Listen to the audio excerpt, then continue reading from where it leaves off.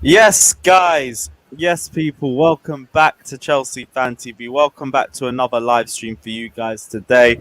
Is Chelsea 3, Crystal Palace nil from the day before. And we're here just to recap, go through all the biggest talking points from Chelsea versus Crystal Palace.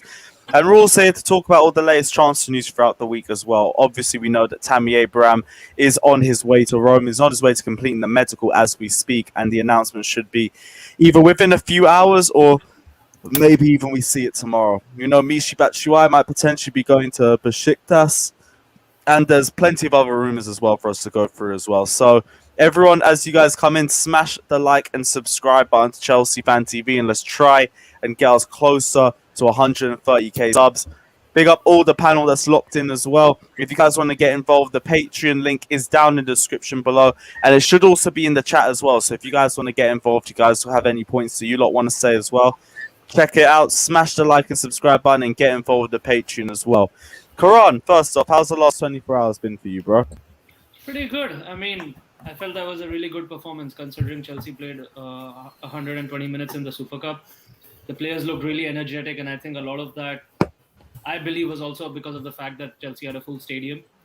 I think one element that from last season, a lot of football fans, like, even us who are not there in England to watch the games would allude to, was the atmosphere in the stadiums and how important it is for a lot of teams and also for the players that drives them forward to put in that extra 10, 20, 30%. We saw that even today in the game, the Man City Tottenham game. Like, you saw how good the atmosphere was. And I think that was a big factor in why Tottenham won. And I think yesterday that was probably the reason why even like it drove Chelsea to play much, much better, for the players to be, absolutely even more energetic despite giving in 120 minutes just 3 days before that. I think Trevor Chalobah had a fantastic debut, and this is just my personal opinion, but Chelsea should not be going for Kunde and should be giving Trevor Chalobah a chance for the season. Right. It's just Hold an that opinion. thought. No, because that will be the first point that we're going to go into for the Sure. talking points. So hold that, but we'll come back into it. Fata, man, how's the last 24 hours been for you, my G? Yeah, it's been good though. I think the most important thing is we learned from last night is that fans coming back to the stadium. That's the most important thing, especially full house stadium, like we did yesterday. And has been since for the first time since 18 months ago when we went into lockdown, and you kind of feel like so many difference between the when we watched the games during the lockdown and we watched the games compared to the one that we did yesterday's. So many difference, and it feels like a proper homecoming for some of these guys that have been sat out for the last 18 months because they couldn't watch Chelsea live because of the pandemic and all that. And it's been a wonderful reception all around by so many people. You got a lot of first timers coming to the game as well. You got a lot of no regular streamers like Oscar yesterday as well. I mean, it's just wonderful time to be a football fan right now because normality is almost nearly upon us. And yeah, it's I would like to see whether the normality takes the next couple of months. And right now, I'm just feeling buzzing right now as a Chelsea fan. Yeah, like I'll agree with you on the fans thing. We've had so much shit from Crystal Palace over the last 24 hours. Them saying our atmosphere is horrendous. Dead ass, I did not hear them the entire game. Like there might have been periods where they were chanting and everything, and fair enough because I'm on the other side of the ground, I can't hear them.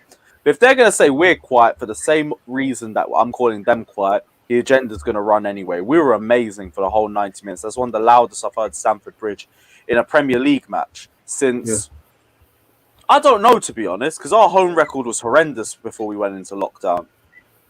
You remember we were losing games like Bournemouth, West Ham, teams in the lower half of the table.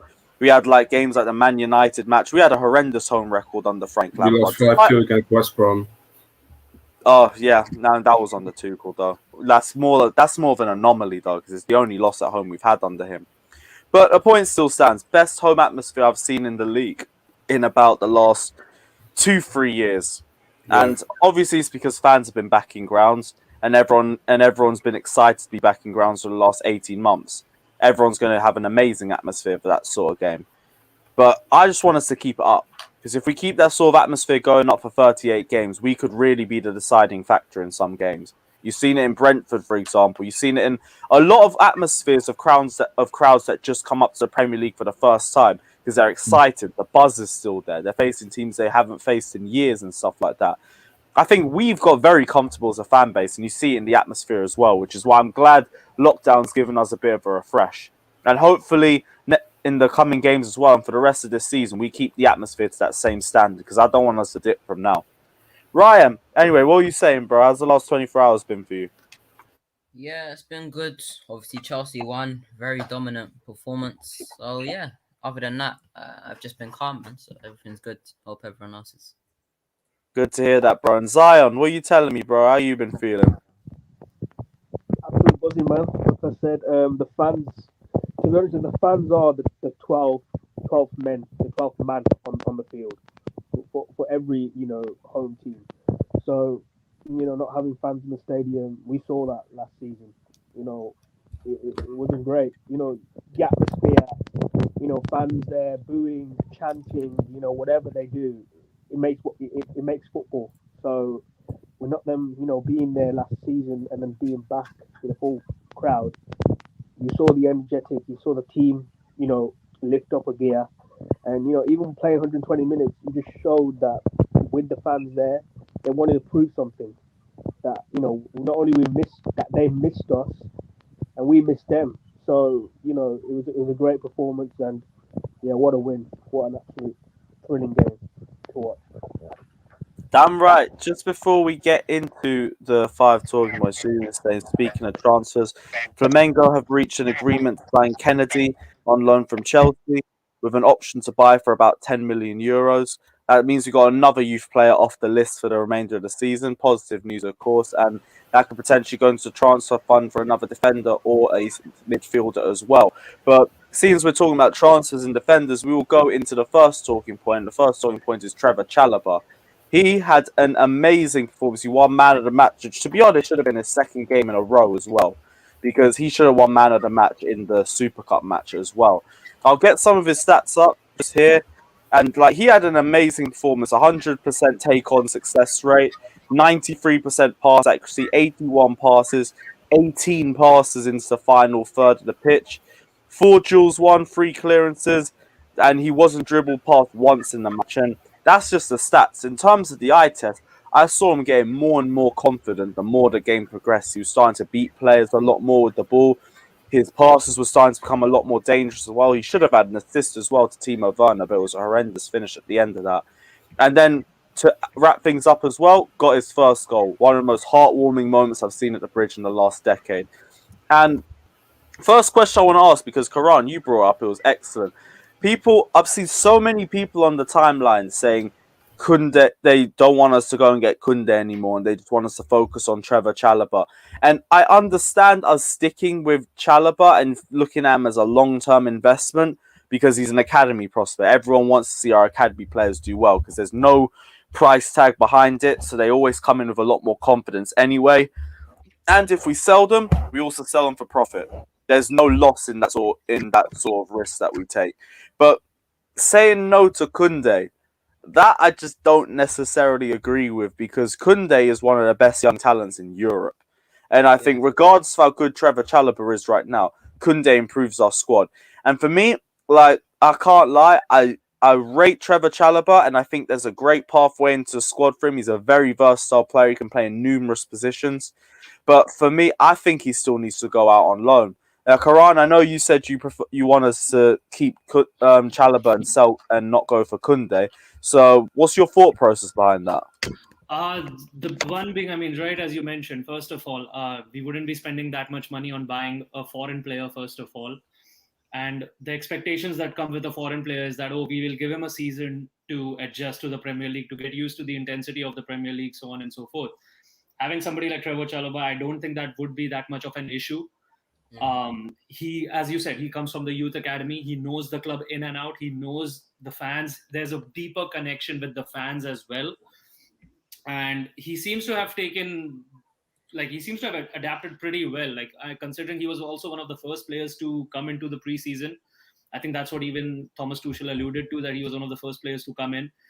And he seems to have impressed the manager. I know Kunde is a great talent, but then I also feel that with the price tag, would Kunde be able to would he be able to soak in the pressure of the price tag? Because every mistake he will make will be deeply scrutinized. He will always have some sort of brickbats or somebody come after him for every small error he makes. I don't think that could be the case with Trevor Chalobah, because the fans have a much deeper connection with him. They feel he's one of us. They'll give him more of a leeway, and I think that will also help him in his development. So yeah, that's just a couple of my points. I hear what you're saying about keeping him in the squad, and like there's two ways of looking at. Like number one, he could go out and he could get more game time, and I feel like that improves his development in one way. But if you keep him in the squad, and then if you end up sending him out on loan and then he's got an entire season of game time, that helps in one way. But if you keep him in the squad, at the very least, he's learning off players like a Thiago Silva, learning off Thomas Tuchel. He's getting some game time, but that's the thing as well. Like, I just don't think it's enough game time for him too. And I think on the wave of momentum that he's on right now, this could be what propels him to a better club on loan. If it was the start of pre-season, really and truly, he could just be going to anybody. Be whoever comes to him first and plays decent wages and guarantees to give him a certain amount of game time. Now, I think he goes to a Europa League team, potentially a Champions League side maybe. He'll be contending at the top side of the table, not in mid-table. And I think that sort of experience at a club of that stature could still give him enough mental strength as well to come back to the Premier League afterwards and still compete for his squad, because he's already made his point to Thomas Tuchel. Tuchel wants to keep him in the squad regardless of whether he goes on loan this season or not. He doesn't want him sold. So there's a pathway for him into the squad anyway. I just don't want to see all the momentum he's done just get forgotten about in a few months. No, I agree with you on that. And that is something we even saw with Tomori last season. Or was it the season before? Like, he was one of the starters for Lampard, but then suddenly everything just went downhill for God knows what reason. And eventually ended up getting sold to AC Milan. Again, for me, Tomori was another brilliant defender. Very quick, really good with the ball. Had a leg in him as well. He was really good with the shooting. Another thing with Trevor Chalobah, again, when you get players like Kunde and all, any new manager that comes has to play him. Now, this could also be like the downside for Trevor Chalobah, because you don't know if there's another manager coming in tomorrow. Will he be one of his first choice people, or not even first choice, for example? Will he be as a part of the defending core? What if the system changes? What if tomorrow Thomas Tuchel is like, okay, you know what, this back three is not working. We have had a few bad results. Let's switch to a back four. Would he be able to adjust to that? That could sort of be a drawback to that. But then again, can we say the same for Kunde? I don't know. I know he played really well for Sevilla. But again, would you want to put a 70 million price tag on the head of a 21-year-old with all the pressure coming into the Premier League? He makes one error, the people just go after his case. Again, I would prefer Chalobah also. I don't know. I just prefer homegrown talent to do well. It's always beautiful to watch. Most of us all do. And Chelsea sort of has had that knack of being the team that loans out the most number of players. A lot of the loan players eventually end up doing well in their professional careers. But then just to see a little bit of the transformation happen of the club, going from somebody who are heavy spenders in almost every area to now sort of starting to blend that the ingrown talent along with some good market bought players and creating a beautiful, beautiful team who win multiple titles year after year. That's just my notion. But the decision lies with the manager and the board, and what discussions go on with the front office and the manager. Yeah, I get keeping Chalobah, and I hear what you're saying about a back four as well, because I don't even know if he played in a back four on loan at Lorient last season. So I understand the questions behind that.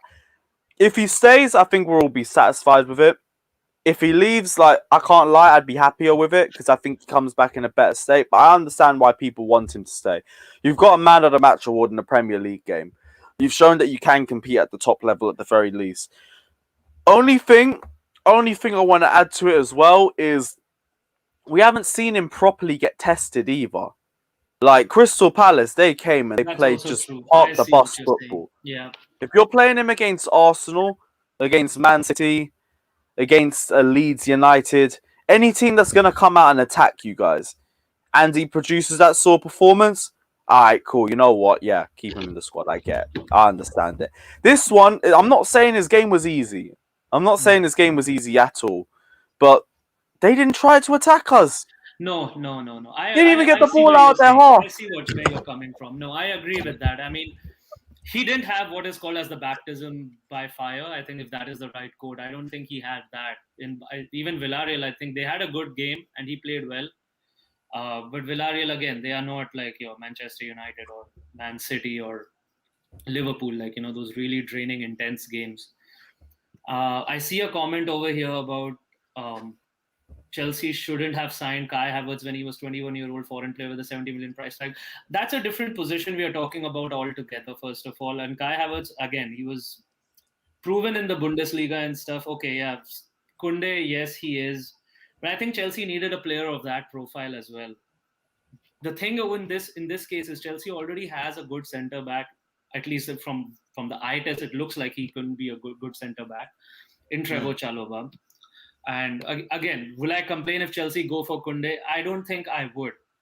But my concern would be that if he has some bad performances, what would happen? With Kai Havertz, we saw what happened. Yes, Chelsea paid over the odds to get him. A fantastic player. I believed he would do well. But his transition into the first Chelsea team did not go as planned. He did not have a proper preseason.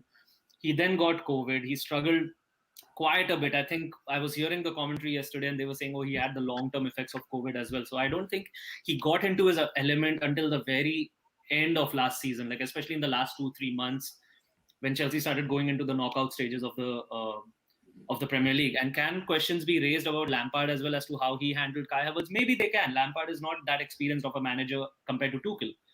So, yeah. So, I mean, buying Havertz was not a bad idea. But at the same time, I think there was sort of a requirement as well. Chelsea needed a player like that. I don't think Chelsea had a player like that. To be fair, like we already had Ziyech in the squad before we got Kai Havertz, but then we realised we have such a good chance of getting him because of the season coming out of the virus and the effects it had on the financial market, and as well as the fact that Madrid couldn't afford him, Bayern Munich couldn't afford him, and he wanted to leave Bayer Leverkusen that season. It was a perfect opportunity. Yeah, I mean, go on, Ryan. Sorry, go on. I think with Chalobah, yeah, just want to give my input. I think what impresses me with him is for his age. I think he's so composed, and I think if we're a team that's trying to that's trying to dominate possession, and we're gonna need good ball playing centre backs, and obviously he can play centre mid as well. So I think on the ball he's very very composed, and I hear what Lewis is saying about him not being tested as much, but that's why I think we need to give him more of a chance in this year. I think if we play him against Arsenal, then see how he does then. I know they're not the best test because they're terrible right now, but if we play him in a couple of games where he will get tested, we'll get to see. And obviously, he's got great recovery pace as well. So if we are dominating possession and we do go on the counter, then we do get hit on the counter, then obviously that will help. And then also, what impresses me is I think next to Thiago Silva, I think Thiago Silva can help him a lot.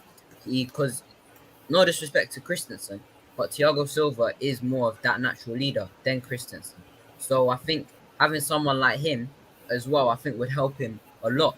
So I hear what you're saying about him not being tested as much, but if we're a team that's trying to dominate possession, I think he's someone who's very, very comfortable on the ball, very, very composed, and I think he suits that right centre back really well. But I think I kind of agree a bit with Lewis, but in terms of, I think we need to give him more of a chance, play him more, because if we just think, he's better than Kunde now, and then he ends up to just be 2 games of good form, then we're going to look stupid. So that's why I think he should just play more games and then see how it goes. But as for now, the future's looking bright. Yeah, I feel like, you lot drop it, Fata, Zion, if you got anything else you want to add to it, go for it. See, Kunde's the type of player that you don't want to miss out on. He's that type of talent. Even if you can get him for around 50 million, 60 million, I think it's a bargain because the guy can grow. That's the thing. He's proven it. With Sevilla, not the greatest team in La Liga, but La Liga's dead right now anyway. So, and I think he's got a chance to come to the Premier League and Serie A light, and I think he can.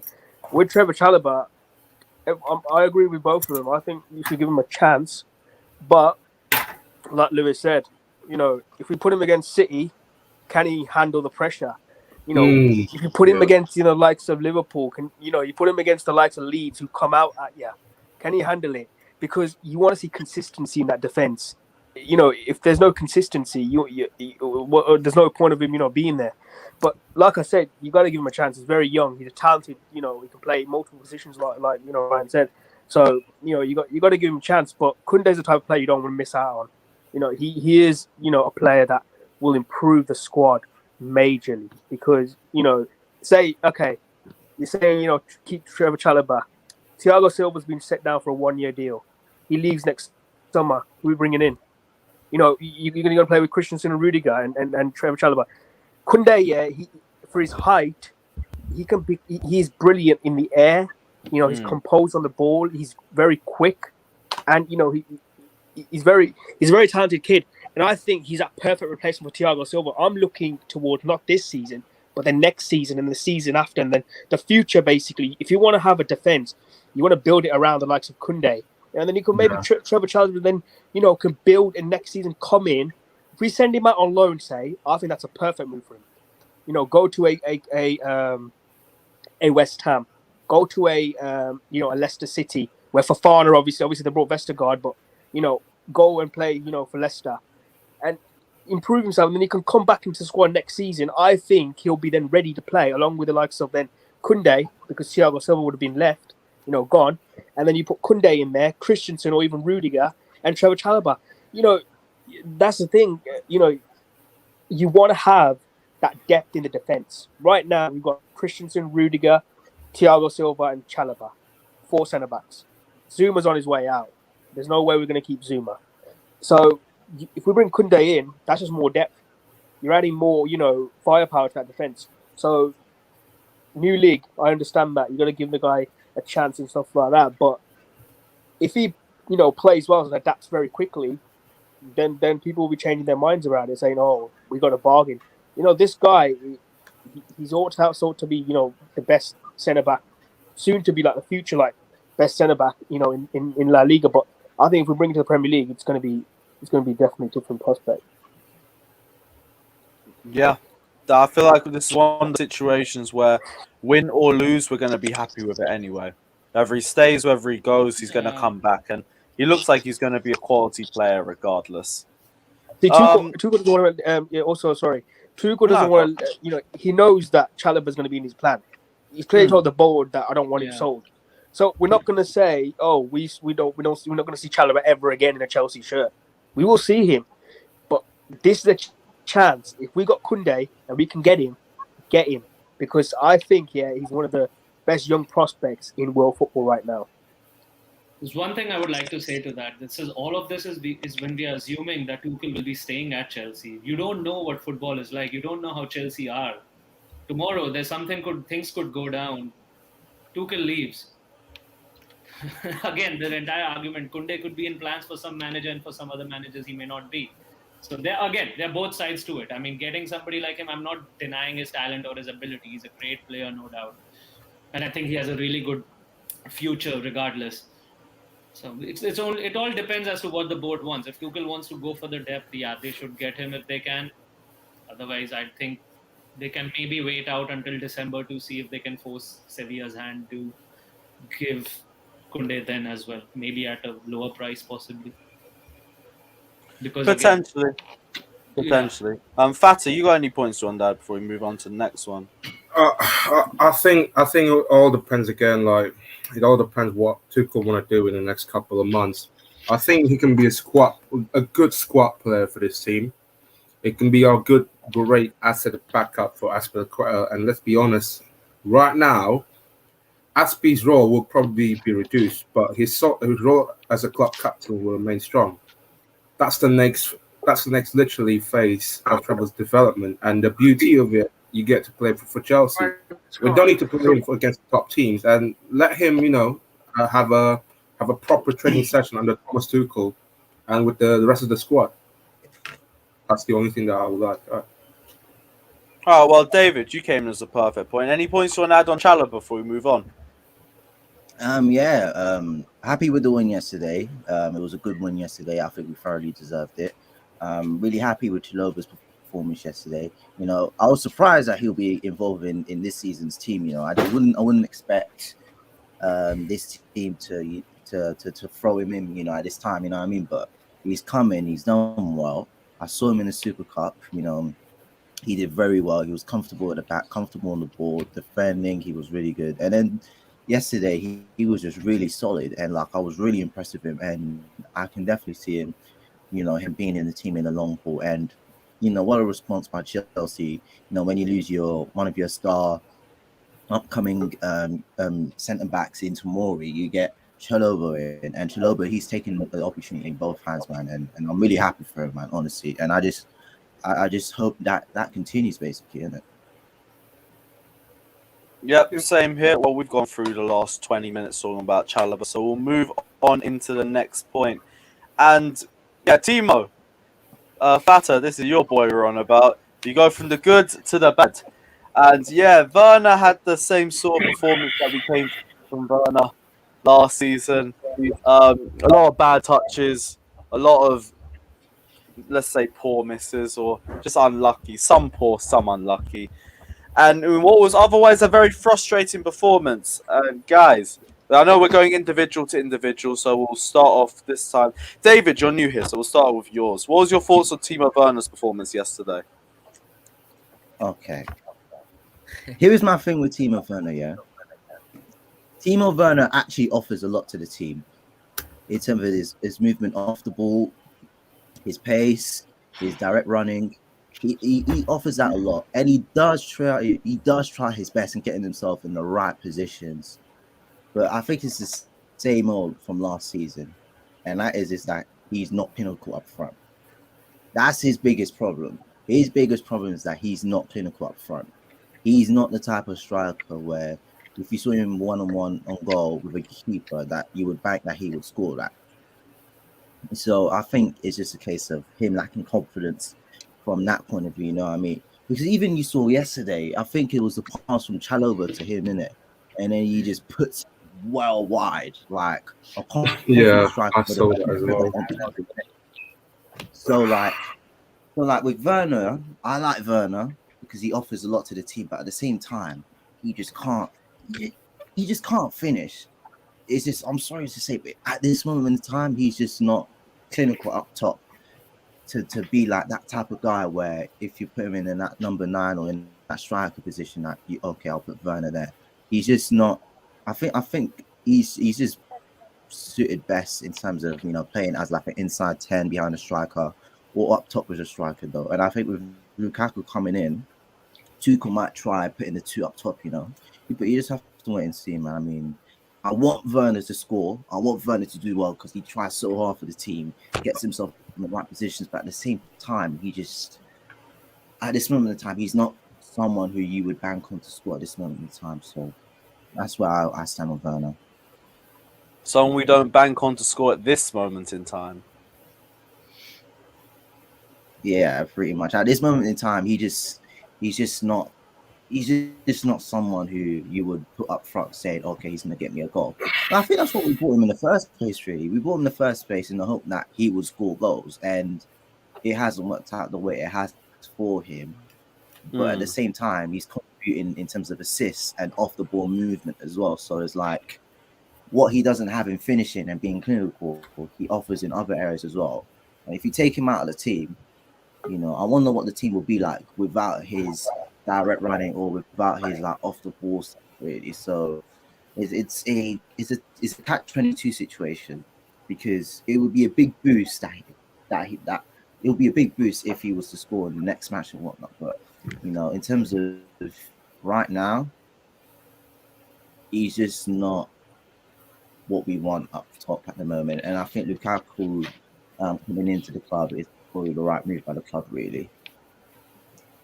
Yeah. Yeah, this Werner Lukaku partnership really looks like it's going to be the last push for him. And a lot of people are saying it. I'm saying it as well. I expect him to be a lot better when he does have that focal point next to him because that's how we thrived at Leipzig. But my only thing against that as well is that Leipzig still also played in a very open league. At the Bundesliga, you will have that sort of space. What happens when Lukaku's in a low block? And he's with Timo Werner, who struggles with low blocks as well. Are we still going to see the same level of effectiveness? I know we're still speculating, but I'm not sure. I'm not really as confident in that answer when you take Bundesliga tax into account because you don't face low blocks in there. No, Yeah. you don't. I think One I thing I think would like to mention. Okay, sorry. Go ahead, Ryan. I just think, yeah, with Werner, obviously he had a shocking game yesterday. Apart from making runs, I don't really know what he did. He kind of robbed Chalobah of an assist. He didn't even hit the target. Didn't even go out for a goal kick. And this whole Lukaku thing, for me, it's like, listen, we can all agree that Mason Mount will play. He's probably one of the first names on the team sheet when fit. So and then you got Lukaku who comes in as the big striker. He's gonna play. So and then you got Werner. And then if we play Reece James and Chilwell as well, like, where is really the creativity coming from? You're only really relying on Mount. And the thing is with Mount is I think whenever we see him playing a number 10 position as the lone 10, I feel like he doesn't create enough because the team knows that they need to block him to block us because he's meant to be our main creator. But when he's one of the two 10, got a Havertz or a Pulisic or, I don't know, Hudson Odoi, anyone, or Ziyech. So and then it allows him more space to create. Now, if we play Werner, Mount, and Lukaku, there's going to be sole emphasis on Mount to create for Lukaku and Werner for everyone else. And we've seen that Mount isn't an only creator. He relies on him being one of the two creators, so he gets more time and space on the ball. So for me, I don't think Werner should be playing regularly. For me, when Lukaku comes in now, he's coming, he shouldn't be playing regularly, in my opinion. I would just like to say one thing on that. Yes, we all can agree on the fact that his movements and all are Timo Werner's movements and all are great. Like, he's able to stretch defenses out and create opportunity for other players to go into the box. But again, he struggles with low blocks. And I also believe at the same time, Premier League is such a league that defenders will eventually be able to figure out his runs as well and can make him less effective in that as well. I think Werner will suit playing certain opponents, but not every single opponent that comes in the Premier League. So he could be a good option off the bench when defenses are getting tired and the play wants to be stretched out. But other than that, I think this season is pretty pivotal for him because if he doesn't show the kind of goal scoring ability that Chelsea bought him for when they got him from Leipzig, he could very well be sold by the end of this season and into the next season. If Chelsea also bought him knowing that he operates well with a two-striker system, then Chelsea should have had somebody else to support him with that. But Yeah, that's big up just my... electronic ear saying Ron will lay it off for him, but he'll still miss. See, like, we're at this point where regardless, we think that that's just going to be the end result. And you were saying super sub Timo Werner might be the answer. And I understand it. And like I understand like the movement, he'll be fresher, his pace will be even more threatening. We've seen that though last season as well, and he still kept missing chances. Like, I don't know if you guys remember Fulham away. Do you remember I Fulham v remember Chelsea? that. Oh my Yeah. God. We brought Yeah. Werner That off should the have been- bench. 10 minutes left to go. Yeah. And he still missed 3 1-on-1s. Not Wasn't that- one. 3. Was that the So- game they went down to 10 men? Yeah. I think that was the game. Yeah. So against 10 men, And he that- still missed. Touched my head. Oh my word. But Listen, you know, this- I'm not trying to mock Werner. I'm not here on a mocking thing. I'm just looking at it the way I see it. And first season, we dropped all the excuses that we want. But the second season, if you see the same Werner, then they were all just excuses. I think what we need to do with Werner is, for me, is I feel like we saw like the best of Werner against Brighton on his first game. He looked electric. He was making runs. He was just unlucky not to score. But for me, Yeah. like, you look at that, yeah. How long was he not playing for? He left Leipzig like during the season. He wasn't playing for around a month or two. So when he came back, he was hungry. he hadn't played football for a long time. And I feel like if we leave him out the side, not the squad completely, but if we leave him out the starting 11 for, let's say, a couple games, maybe bring him off the bench here and there, then he's going to realize, you know what, yeah, Thomas Tuchel's dropped me and he likes me. That means that I'm doing something wrong. So let me improve on this, let me improve on that, let me improve on this. And then, because if we keep playing him, then I know he thinks to himself, oh, I need to do better, I need to do better. But naturally, you're probably going to think, well, he keeps playing me, so clearly I'm doing something right. But if Tuchel puts out a statement, like, yo, you're missing too many chances, your first touch is off, I'm going to leave you out the first 11 for a couple games, and then he works harder in training, he works on his first touch more, he works on his finishing more, and then we bring him back into the side. Like, you never know. Like, I thought we saw the best of Brighton, the best of Warner at the start of last season. I thought Yeah, we looked, and to let- then since then it's went downhill. I can tell you exactly when it happened. When they went on the international break where Germany got spanked 6-1, I believe it was at Spain in Yep, Spain. Yes. He didn't come back the same player. That's why I said he had the Spanish flu. You know, because he got something put on him. He's still got the Spanish flu. Werner is in his head. So the longer you go and the harder you try, the worse you're going to do, right? Because he's pressing so hard to be clinical every time, and he's trying to be so precise. He does worse because it's all right here in his head.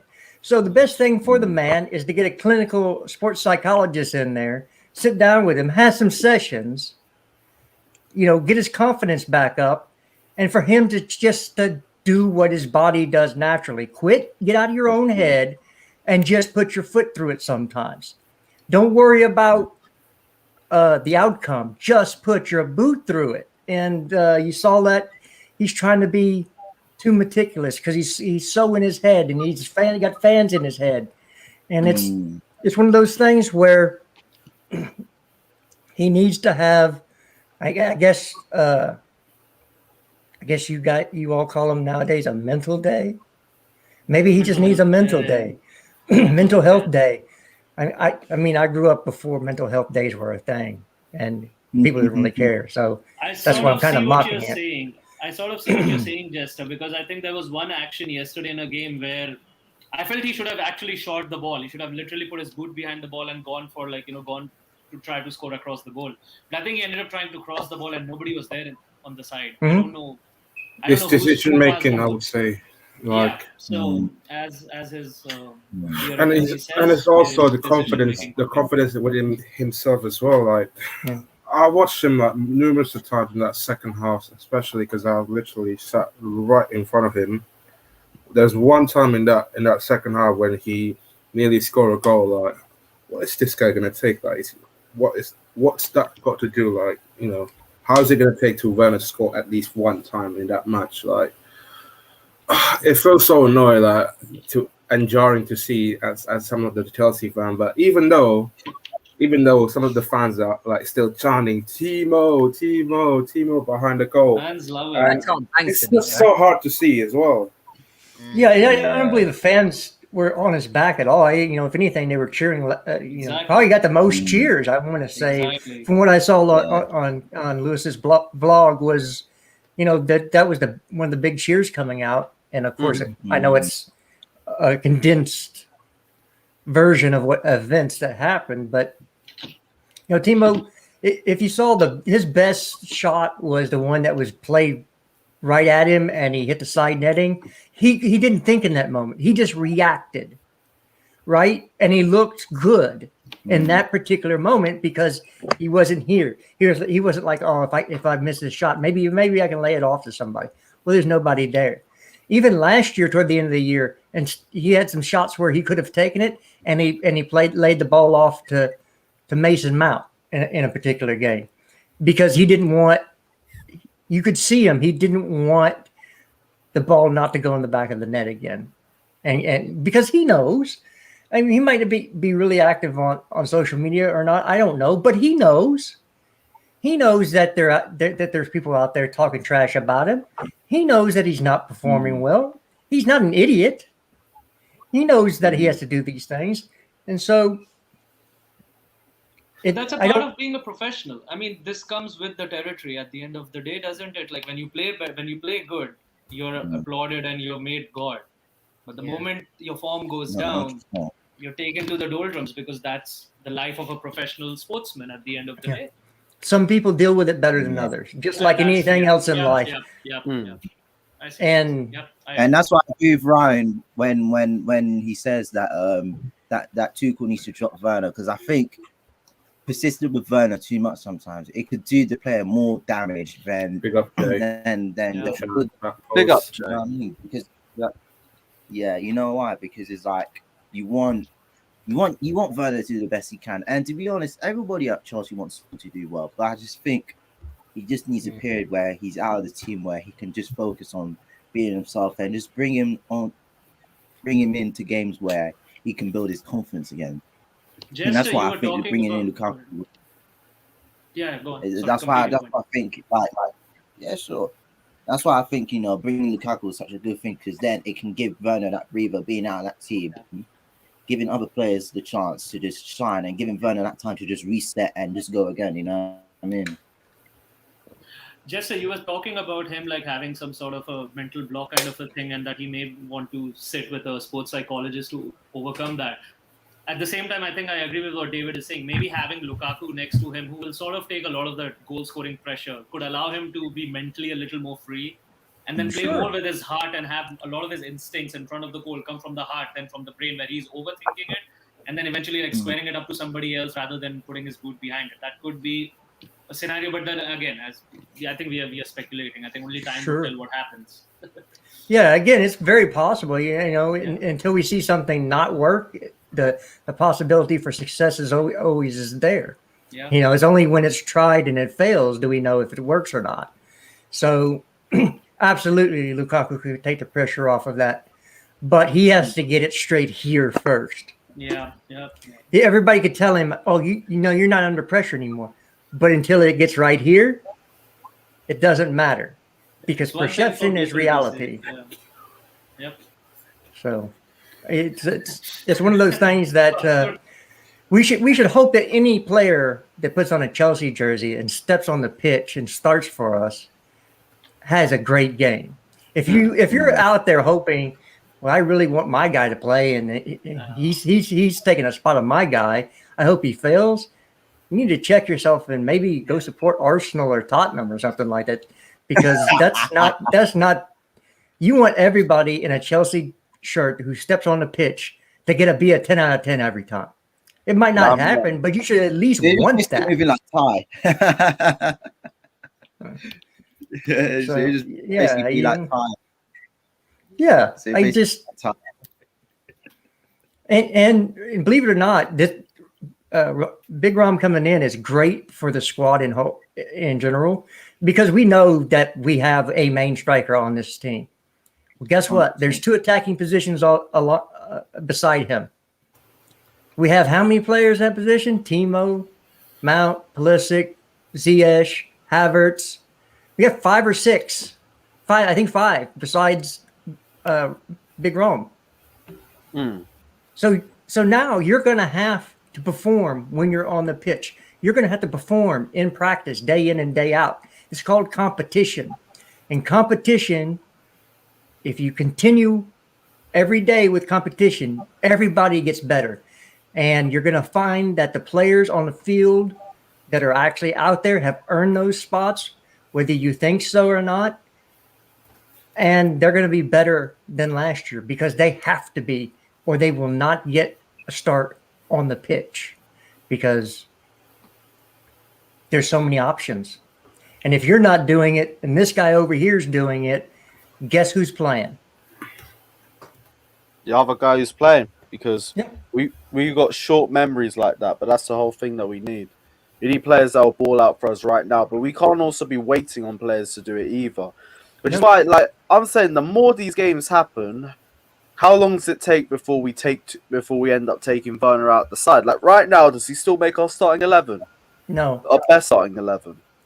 Well, it depends what you. First of all, the formation you go up against, what you want out of those particular positions in a particular game. But on form, can anybody say he's on form?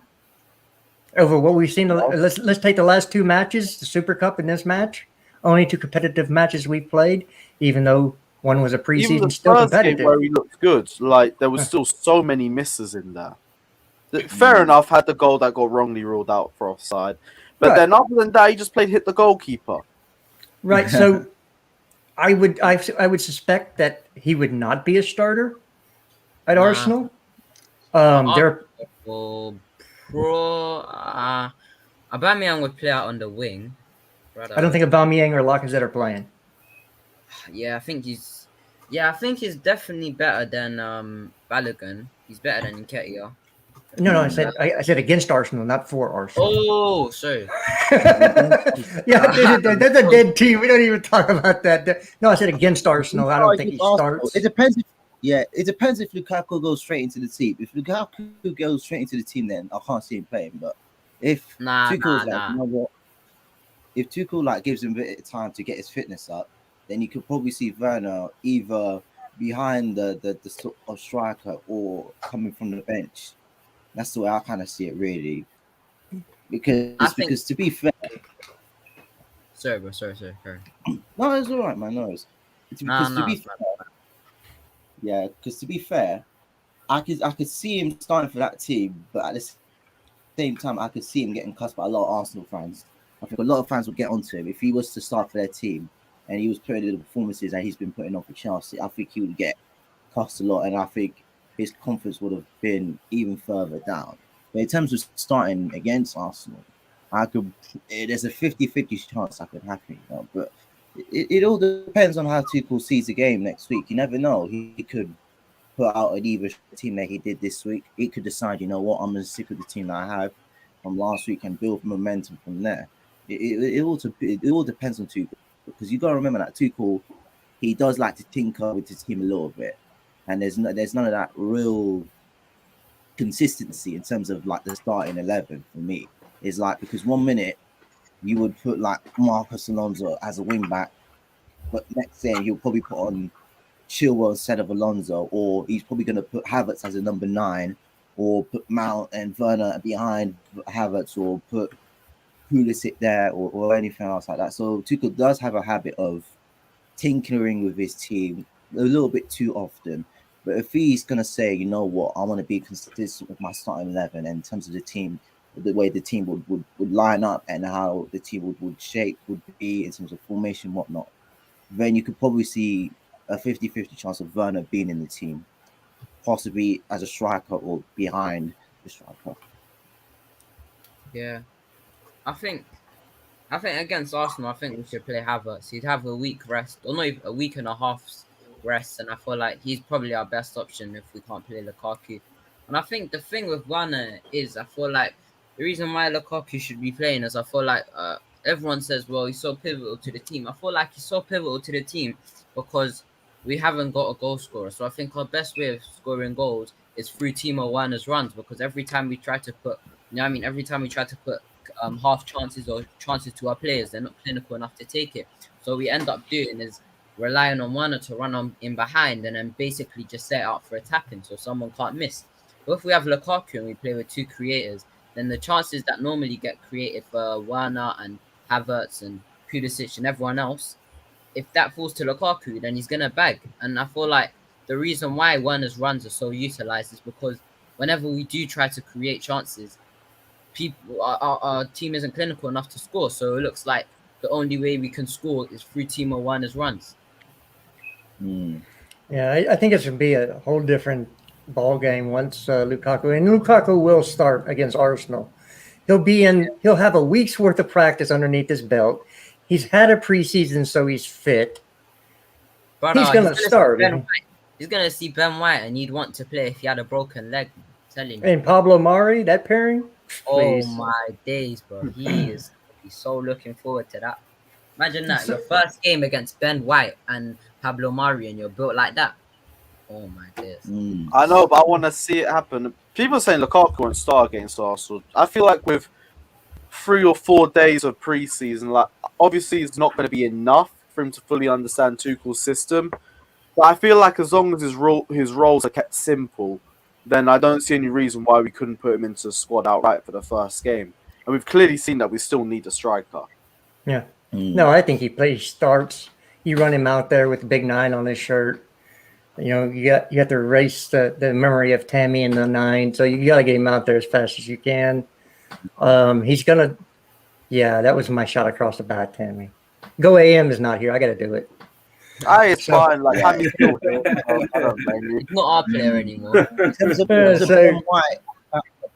In terms of Ben White at the back, though, I think at the same time it will be a good game to be Lukaku, because you saw Ben White at Brighton on Friday, and like him and like Pablo Mari, they got exposed at the back. So Tuchel might be looking at that game thinking, okay, let's just put balls in the box, let's be physical, and just give White problems, because White, I don't think he's a very tall defender. Well, I mean, in terms of like his ball playing abilities, he's known for bringing it out because he's got 2 people next to him. But I think with Arsenal playing with a 4 at the back, I think it's a great game to bring Lukaku in. But I would like to see Havertz, man, as that false 9. I'll never forget the game against Crystal Palace. He was so good as a false 9. Him as a false 9 would be so good. But we just go and see, man. Yeah. Yeah, he's a game changer, definitely. We just watched Tottenham beat Man City, and we played Tottenham. They're not good. Yeah, but so definitely we should be looking at the Premier League this year, and Rom is going to be a big part of that. So whoever's playing up front with him, what you need to do is get the ball to his feet and then make runs off of him. It's called a give and go in basketball, or a 1-2. And there's certain players on our team that like to do that, and there's certain players that will not fit that as well, being able to play off a striker because they need more space, or they just don't make those kind of runs because they're not forward-thinking players. So there will be those who benefit more for him being in the squad, and there will be some that doesn't make a whole lot of difference to the way they actually play. So I just think it's going to be brilliant once it all comes together and starts flowing. We're going to be hard to beat. Tuchel said that last year. We want to build a team that nobody wants to play against. Well, guess what? You pretty got a team nobody wants to play against. Yeah, I think the thing is, with Lukaku playing against Arsenal, I feel like you have to remember as well. I think this is great for the confidence of the squad, because imagine you're a player now. Imagine you're someone like a Havertz, and you either have to play with one who keeps missing chances, or you constantly have to be the striker. So you're not thinking about dropping deep to create. I think if Lukaku comes in and he has a couple of training days with us, and Tuchel's like to him, listen, you're gonna bully the defenders, and your main job is just to score. You get the chances. Tuchel's not going to teach Lukaku how to score, because Lukaku's a proven goal scorer. If Havertz is now playing, he's probably thinking, listen, I've been playing with Werner and Abraham and all the other players in this past 12 months. Now I got a striker who will allow me to drop deep, who I can play 1-2s with, who will hold the ball up for me, and will just give him a lot more freedom. And I feel like sometimes there are signing bounces as well. Like you look at Bruno Fernandes when he came into that struggling Man United side. He came in, and listen, I don't rate Bruno as high as the Man United fans, but he came in, he tried something different. He tried to play more, optimistic passes. And as a result, the team got more confident. And Lukaku could do the same thing because he's a profile we don't have in the squad. We had Giroud, who was big and could hold up the play and was good with his head, but had really no pace and can't fit into Tuchel's system. You have Abraham, who's got somewhat pace and somewhat height, but can't utilize any of those. And then you've got Werner, who's got a lot of pace, but he's got 199 problems, you know what I mean? And the only problem with that is pace. So I think with Lukaku covers all areas, so you know what I mean? So it could be good for the confidence. Could be, but I feel like with Werner, like we're only going to be able to notice once Romelu Lukaku's in the squad, because if there's no difference, then we know we can give up on him. If not, then there might be a ray of sunlight there, potentially. Before we move on, Fata, you actually haven't said a word about Werner, so I want to hear what you have to say. Right. this is gonna cause. I'm not gonna be like Clash Chef earlier, where he gone absolute mad on the channel. Make sure you subscribe, by the way. And you missed that, by the way. Fucking hell. I can't lie. It was yesterday. Yesterday, if I'm being truthfully honest, I think he was bar below the best. I would say there's some moments that I would see from Werner yesterday.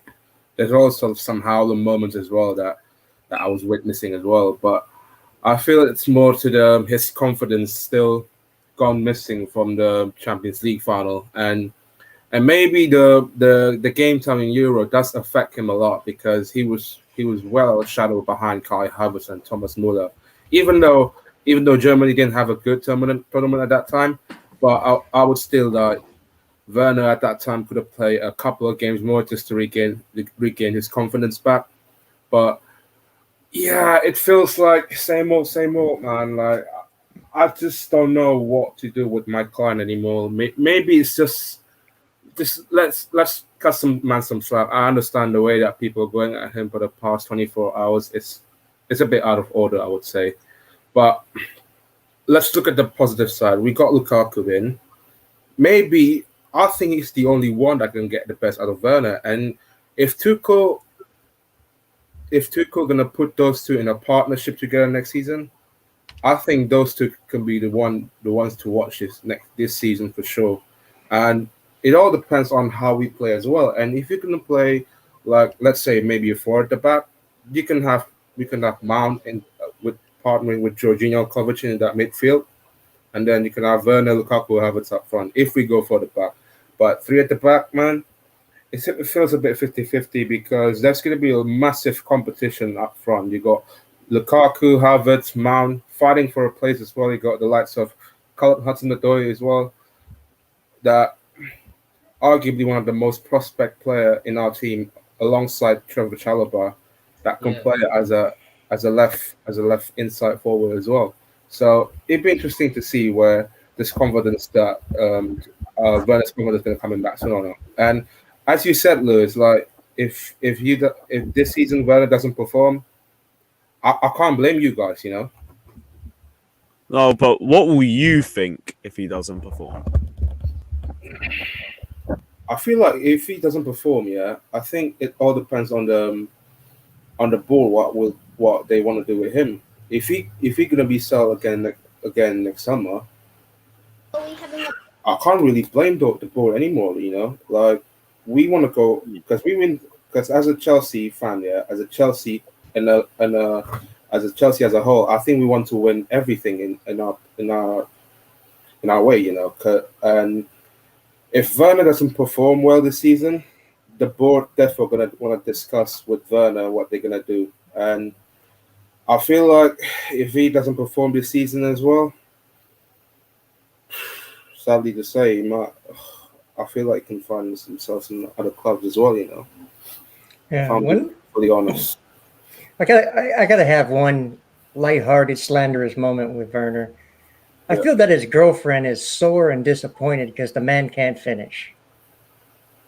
Maybe not sore, but definitely disappointed. Well, I don't know if he's trying hard and he runs hard and never finishes. She might. Yeah, but I'm sure she'll enjoy the running at the very least. Even if the finish isn't there, I'm sure she'll have better finishing. I think his private life. Yeah, I think his private life doesn't affect him a lot. I think it's just one of the confidence that he's still missing a lot from last season. His private life doesn't affect him a lot, to be fair. Doesn't matter. No, that was a slanderous joke about him not being. I know, but I'm just that was all just light-hearted. Don't fall for it. Yeah. Who else can we speak? Marcus Alonso, to be honest, because he had an amazing performance yesterday. First half, most of the stuff that flew into our attack came off of Marcus Alonso's left-hand side. Very good going forward, nice cross into the box. Could have had more than one goal as well in the game. Do you guys think he might have kept his spot in the team for another season? Because I know Chelsea are looking to get rid of one of Marcus Alonso or Emerson. Does it look like it's more likely to be Emerson now? Well, it always was Emerson for the one and only reason that Marcus does something very well, and that's go forward. You see, he can hit a set piece with his left foot, and right now he's our only left-footed option, really, because Kai doesn't do that, and Ziyech is not available. So when you look at when you start weighing the two of Emerson and Alonso, they both are subpar in defense. Let's say that they're not known for their defense, but going forward, Marcos Alonso is a better footballer. So you're going to keep that guy who you can, when you need an extra something off the left side, you can call him from the bench and you know he's going to go on and be able to pop a shot, from outside the box or inside the box, maybe hit a free kick, maybe a header. Emerson doesn't get you that. So Alonso is going to be the backup, and that's just the way it's going to be, whether we like it or not, because he gives you something that Emerson can't. And frankly, something that we haven't seen from Chilwell either. I haven't seen the accomplished striking like you get from Alonso. So you don't give that up as a coach, because that's a tool in the box or the tool chest that you can call upon whenever needed. Yeah, I can understand that, because his ability against low blocks is well clear of Emerson. But Emerson was also being looked at more because of how good he is going forward as well. Obviously, he's not at the same level of Marcos Alonso, but he's slightly worse going forward, but way better defensively, and it kind of just levels things out a bit more with him. That's why I always feel a lot more comfortable with Emerson defensively, but I always feel like neither of them are the answer for us anyway. No, I think not, and I think you'll have more suitors for Emerson because he's got a lower salary. Just won the Euros. He's Italian. You have a whole league built around Italians. Marcos Alonso's not thought that way in Spain. He's not on the national team. He's on a higher salary, older, has some baggage, has some skeletons. So Emerson's an easier commodity to move on. Yeah. And Marcos Alonso is not. Emerson is a triple crown European winner, so yeah. Triple crown. He won Europa League, he won Champions League, he won the Euros. I do. No worries. Take care of yourself, bro. Take care. Fata, what's your thoughts? Alonso or Emerson, bro? What are you thinking? Next season, I feel like I prefer Marcos Alonso. I think yesterday's, maybe the preseason as well, I think he's kind of trying to solidify himself, trying to be like the old prime of Marcos Alonso in that back three. I think he's still searching that Marcos Alonso under Antonio Conte. And yesterday's performance, he looks so different than the Marcos Alonso that we used to know. And with Tuchel's system for this season as well, that he's going to go for the back three, I think Ben Chilwell might be the one that left out for the most of the games this season. It's kind of sad, to be fair. I think Ben Chilwell is a good player than Marcos Alonso in my point of view still. But under a back three with Thomas Tuchel, I think Marcos Alonso can do a lot better than Ben Chilwell ever did, though. I wouldn't go there. I wouldn't put him above Chilwell, because Chilwell actually started playing well from left wing back. He's got the better pace. He's better defensively. Marcus's final ball is great. When he's shooting, he put in a couple of very good crosses yesterday. I think, but in the long run, Chilwell's a better option. But what you look at off the bench is somebody who can come in and change something, and Alonso gives you that. Whereas Emerson, does he really give you that?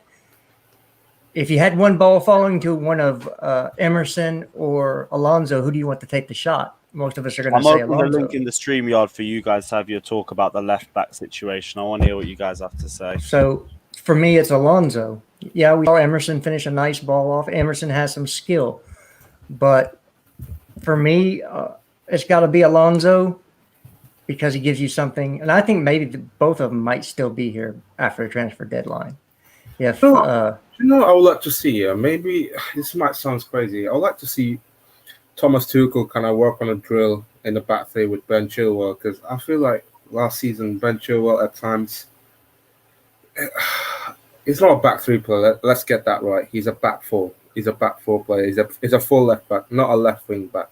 And last season, at when Thomas Tuchel came in, I think he wasn't kind of used to it in that system because he looks so. I think he doesn't know what to do in that position, and he never played in that position as a left wing back before in his life. So let's get that right. Left back and left wing back is not the same. So yeah, I just want to see that. Do I think Chilwell are going to coming back to the main starting lineup? Yeah, but it all depends on how Thomas Tuchel, He will. He'll get the majority of starts at left wing back. And yeah, it took him a while to figure it out. That's why you didn't see him start right off the bat. But he figured it out toward the end. He was instrumental in, our Champions League victory. I think Chilwell's going to bang this year, especially since he has a target man in the box, both him and Reece James. So I think the rotation of the wing backs are going to be Alonso Chilwell. On the right side, it's going to be Reece James and Dave. Those are going to be the rotations at the wing back. We're going to have to deal, and that's why I said for. Oh, no. I was just saying quick detour because Fabrizio said on his YouTube there will be a very, very big push for Jules Koundé over the next coming days. I know we anticipate that anyway. Now that we know the Lukaku deal's been sorted and we got a number 9 in, but that's basically another thing that's close to confirmation. We should be expecting a bid in the next few days, or just potentially more talks, one or the other. But expect to hear something about Koundé coming in the next few days. Sure, and the reason why is because he needs a backup right wing back, and I think he's seen enough of Callum at this point, and he doesn't give him something. You just see he got 6 assists against Weymouth and 2 goals. Oh, maybe Weymouth is level. Fuck's sake! I was waiting for somebody to say that so I could come back with that one. What about you? Were coming with something anyway. I just wanted to drop it to see your reaction. I know you did. I know it was bait. I took the bait. That's okay. You tasted it good. Views on Sterling though. Views on Sterling as that backup wing back though to Reece James because he's gone. Aspilicueta can play there. Obviously, Reece James going to play there. What do you think about Sterling? Sterling's on loan. He's going on loan. He's not going to be in the squad. Okay. So that's done and dusted there. I'm telling. Oh yeah, Mishi scored 5. Yeah, he did. I don't mean anything. Yeah, Barkley had a hat trick. No way did Barkley have a hat trick. Yes, he did. No way he got a hat trick. And still not CFC Daily tweeted out. I didn't see that. I just saw like the photo of Batshuayi and Hudson-Odoi celebrating, and that was it. By the way, I still don't rate that away kit. I really don't rate the away kit. I don't know what it is. It just looks so lazy to me. Well, I want to get that, the away kit. The only number I could see on the away kit is Havertz 29. That looks nice on it. I mean, to me, it kind of goes. It just seems right because I don't know. I've watched Dortmund for so long, and it's a German team, and Kai's German. I don't know. It just to me I'm gonna get the away kit in 29. So we can't get Haaland 9 on the back. So that's the next best thing, I guess. Yeah, Havertz 29 is what I'm gonna get on the back of that kit. The home kit I still haven't figured out what I'm gonna do this year. Probably another Pulisic 10, just because I've got the Champions of Europe one, but I'm gonna wait for prices to go down and get a Lukaku kit. You get a Lukaku? Yeah. Yeah, I'm getting the Lukaku kit has to run. I mean, away kit. That's gonna go on. Oh yeah, no, because I was just about to say, the last time I had number 9 on a Chelsea kit was Higuain number 9, and we all know how he did. So I hope it's no like bad curse on Lukaku if they give him number 9 though. Here's the thing, if you said you got a Morata kit, I'd be like, yeah, you took a big L on that one. Higuain, he was there for 6 months. It's going to be one of them trivia questions in like a decade or something. Pub quiz: what Argentinian striker used to play for Chelsea? Oh shit, yeah, we had Higuain, didn't we, for like 6 months? He only scored against 5 of the league. Higuain was just washed. So I don't care too much. When you're washed, you're washed. You can't really blame you for being in your mid-30s. We shouldn't have signed you in your mid-30s. Morata Yeah. still, big difference. And that was his prime years, you know. Big difference. But yeah, away kit looks lazy. I'm going to wait until hopefully Chelsea drop another 70% off deal like they did last season. And then I might get the away kit. That's the only reason why I have last season's third kit. The third kit, though, oof. Third kit looks saucy. Oh, the one coming up, yeah. Oh, I'm looking forward I to do that like one. third kit. Nice. Everybody's going after it. I like the third kit. They got the nerve to go after the third kit and not the away kit. The away kit looks terrible.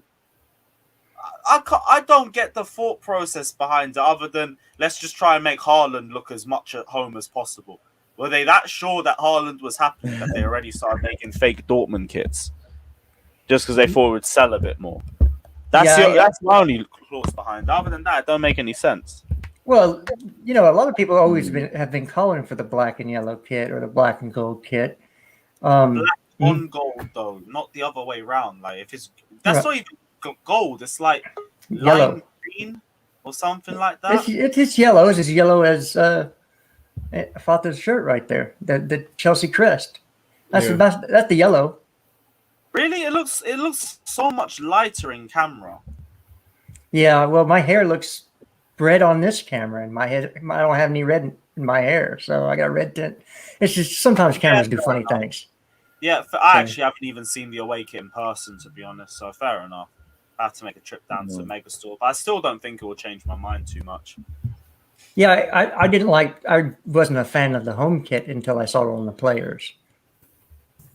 So, to me, that makes a difference. When you actually see it worn, looks different than when it's on a hanger. Yeah, the home kit now is starting to have that effect on me. It's warming up to me a little bit more. Yeah. Because of the amount of times I'm seeing it. But it's still not taking as long as, like, last season's kit did.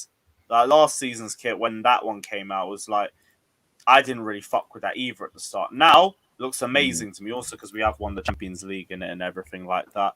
But most night kits have that effect with me. This one, maybe in a month, I'll think, oh, it's amazing. Or if Lukaku just balls out and has like an amazing goal celebration in it. It's all about the memories in the kit anyway. That's true. Yeah, I don't know if you know who MC Escher is. If you've ever seen anything done by MC Escher, he did sketches and stuff, and it was all geometry and three-dimensional. That's what the kit reminds me of. One of his paintings, or not one of his paintings, one of his drawings. So it's always the Instagram ones. You know the kits that they make, because the kits that they make. You see these sort of designers make on Instagram.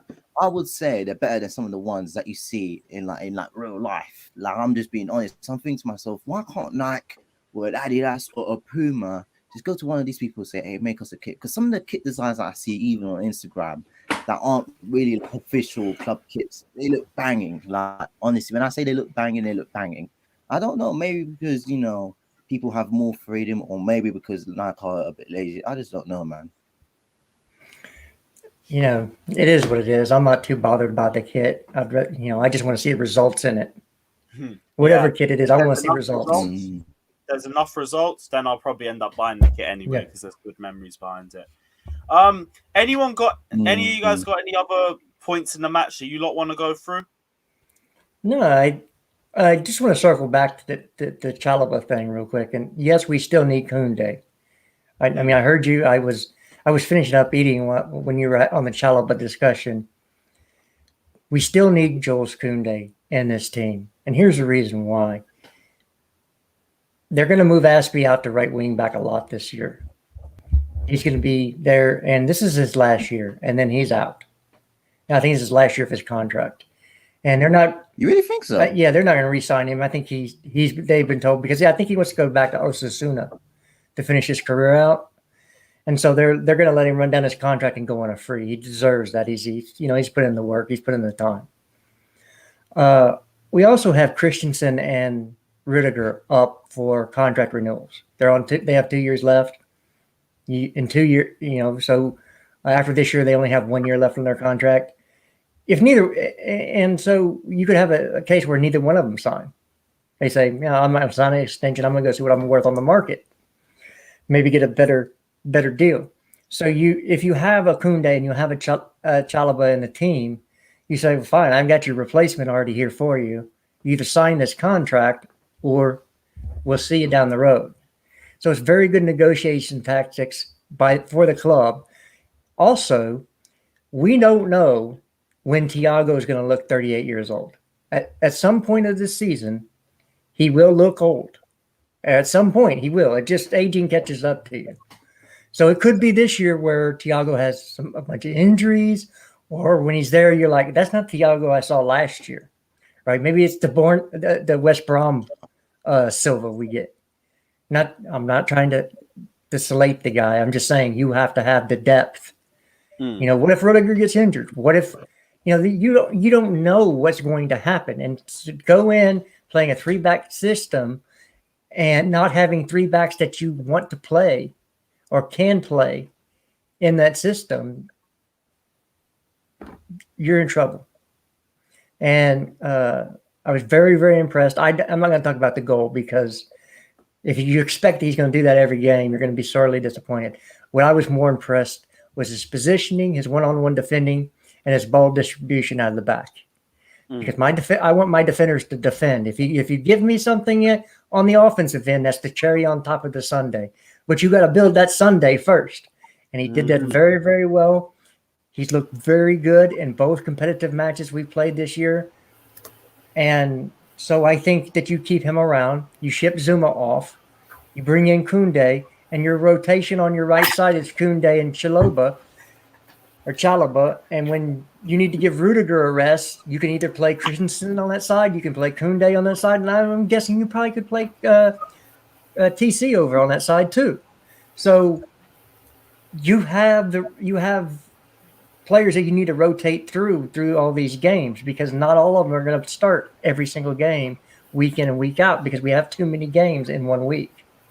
So you have to have that depth where when you bring that person on, you don't have to change the way you play. You're going to get exactly the same level of play, and they're going to play exactly the same way. So you're going to have all ball playing center backs on your squad with Koundé and with Chalobah. You didn't get that when you had Zuma in there, because Zuma's not a ball playing center back. That's not his strength. Aerial duels, 1-on-1, and recovery tackles. Other than that, so Tuchel wants his center backs to be able to play a ball out of the back. And we've seen Rudiger do it. We've seen Christensen do it. We've seen TC do it now. We've seen Silva. We've seen all of them do it, except for really Zuma consistently. So he wants somebody who can go past a defender, come down the field. And if you need help in attack play, breaking down a low block, you add a center back that nobody's expecting to be in that attack. You're going to cause some major issues. And you can see that with Rudiger's done that with runs, popping shots from deep. You can see that with Chalobah. You'll see that with Koundé. You can see that with Christensen. So they play similar styles. And so you don't ever lose anything when you have that kind of depth and the players that play that way in your system. Yeah, that's why I'm happy with Chalobah to stay, but you have to get rid of at least Kurt Zouma at the very least. If we stay here with 7 centre backs, you won't just have one player that's going to be pissed off with game time. You're going to have 2, and Chalobah's very likely to be one of those. That could stunt his development. That could stunt his confidence as well. That's why for me, don't keep him unless he's guaranteed a set amount of minutes throughout the season. I think we will be. I think you can see him. See him in early group stages. You see him in the cup games. Again, we have a 38-year-old center back on our team. You're going to save him for the most important games, right? Which means, well, who are you going to rotate in for Rudiger? Who are you going to rotate for Koundé? They can't play every game. You've got to have that guy. And I think Chalobah can play all 3 of those positions. I think he has in pre-season. Yeah, he can play the center back position. I think it's the hardest one to play because you're counted on to move the ball more, be more of that creative starter out of the back. But he can play both sides, and I think he can play because he's got the midfield skills to play in that center back spot. So that's great.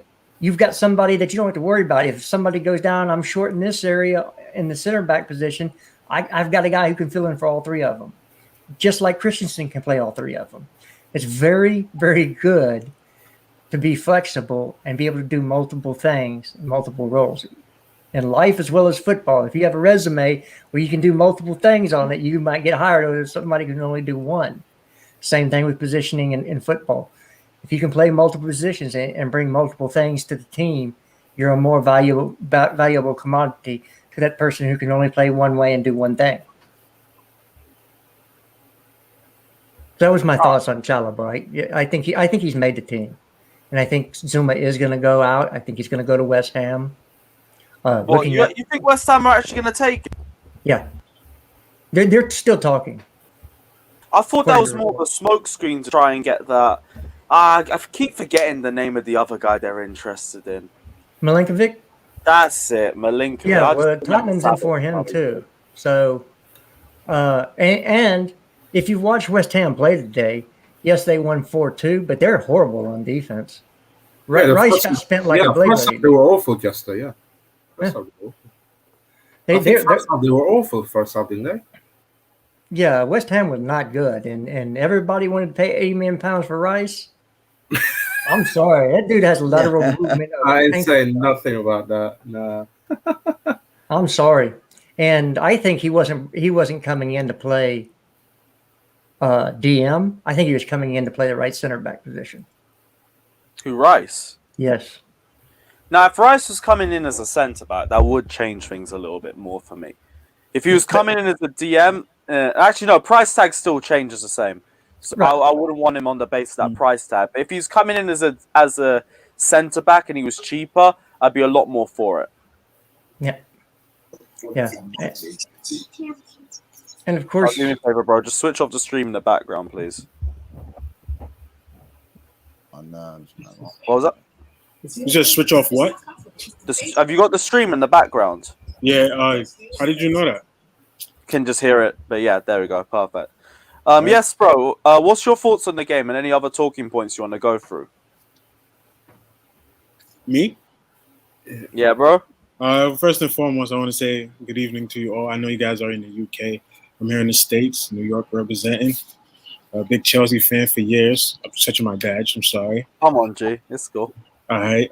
But first, it was a great game. Great game. I appreciated it. I enjoyed it. I actually almost shedded a tear for Trevor when he scored as well, because that really touched me. That goal right there was special. First and foremost, I think when Jester says that we should sell Zuma, I beg to differ. I don't think we should sell Zuma until Rudiger or Christensen signs a new contract, because we don't want to lose out on Zuma and then lose out on Rudiger and Christensen at the same time. Both of them one of them or both of them needs to be locked down. I think we're only going to use Thiago Silva for Championship League games, matches such as that. And I think Alonso, I'd rather Alonso go, because I think that we get more versatility from Emerson and Chilwell as well. Chilwell can attack. He can play defense. He defends pretty well. But Alonso, I think he's shaky on that side. And we could use Callum Hudson-Odoi on the left side as well. I don't know why Tuchel tends to put him on the right side when he's best on his left. But from the game as an all, I liked it. We need Timo to score. I said in the chat and on YouTube stream when I was watching it that we need to get Timo a black girl to build his confidence up. Him with a black woman right now would do him a lot justice, you know. Black women tend to build your confidence, give you a sense of, salt that they say that they'll give you. So I think that other than we have a lot of attackers, I think we should keep RC,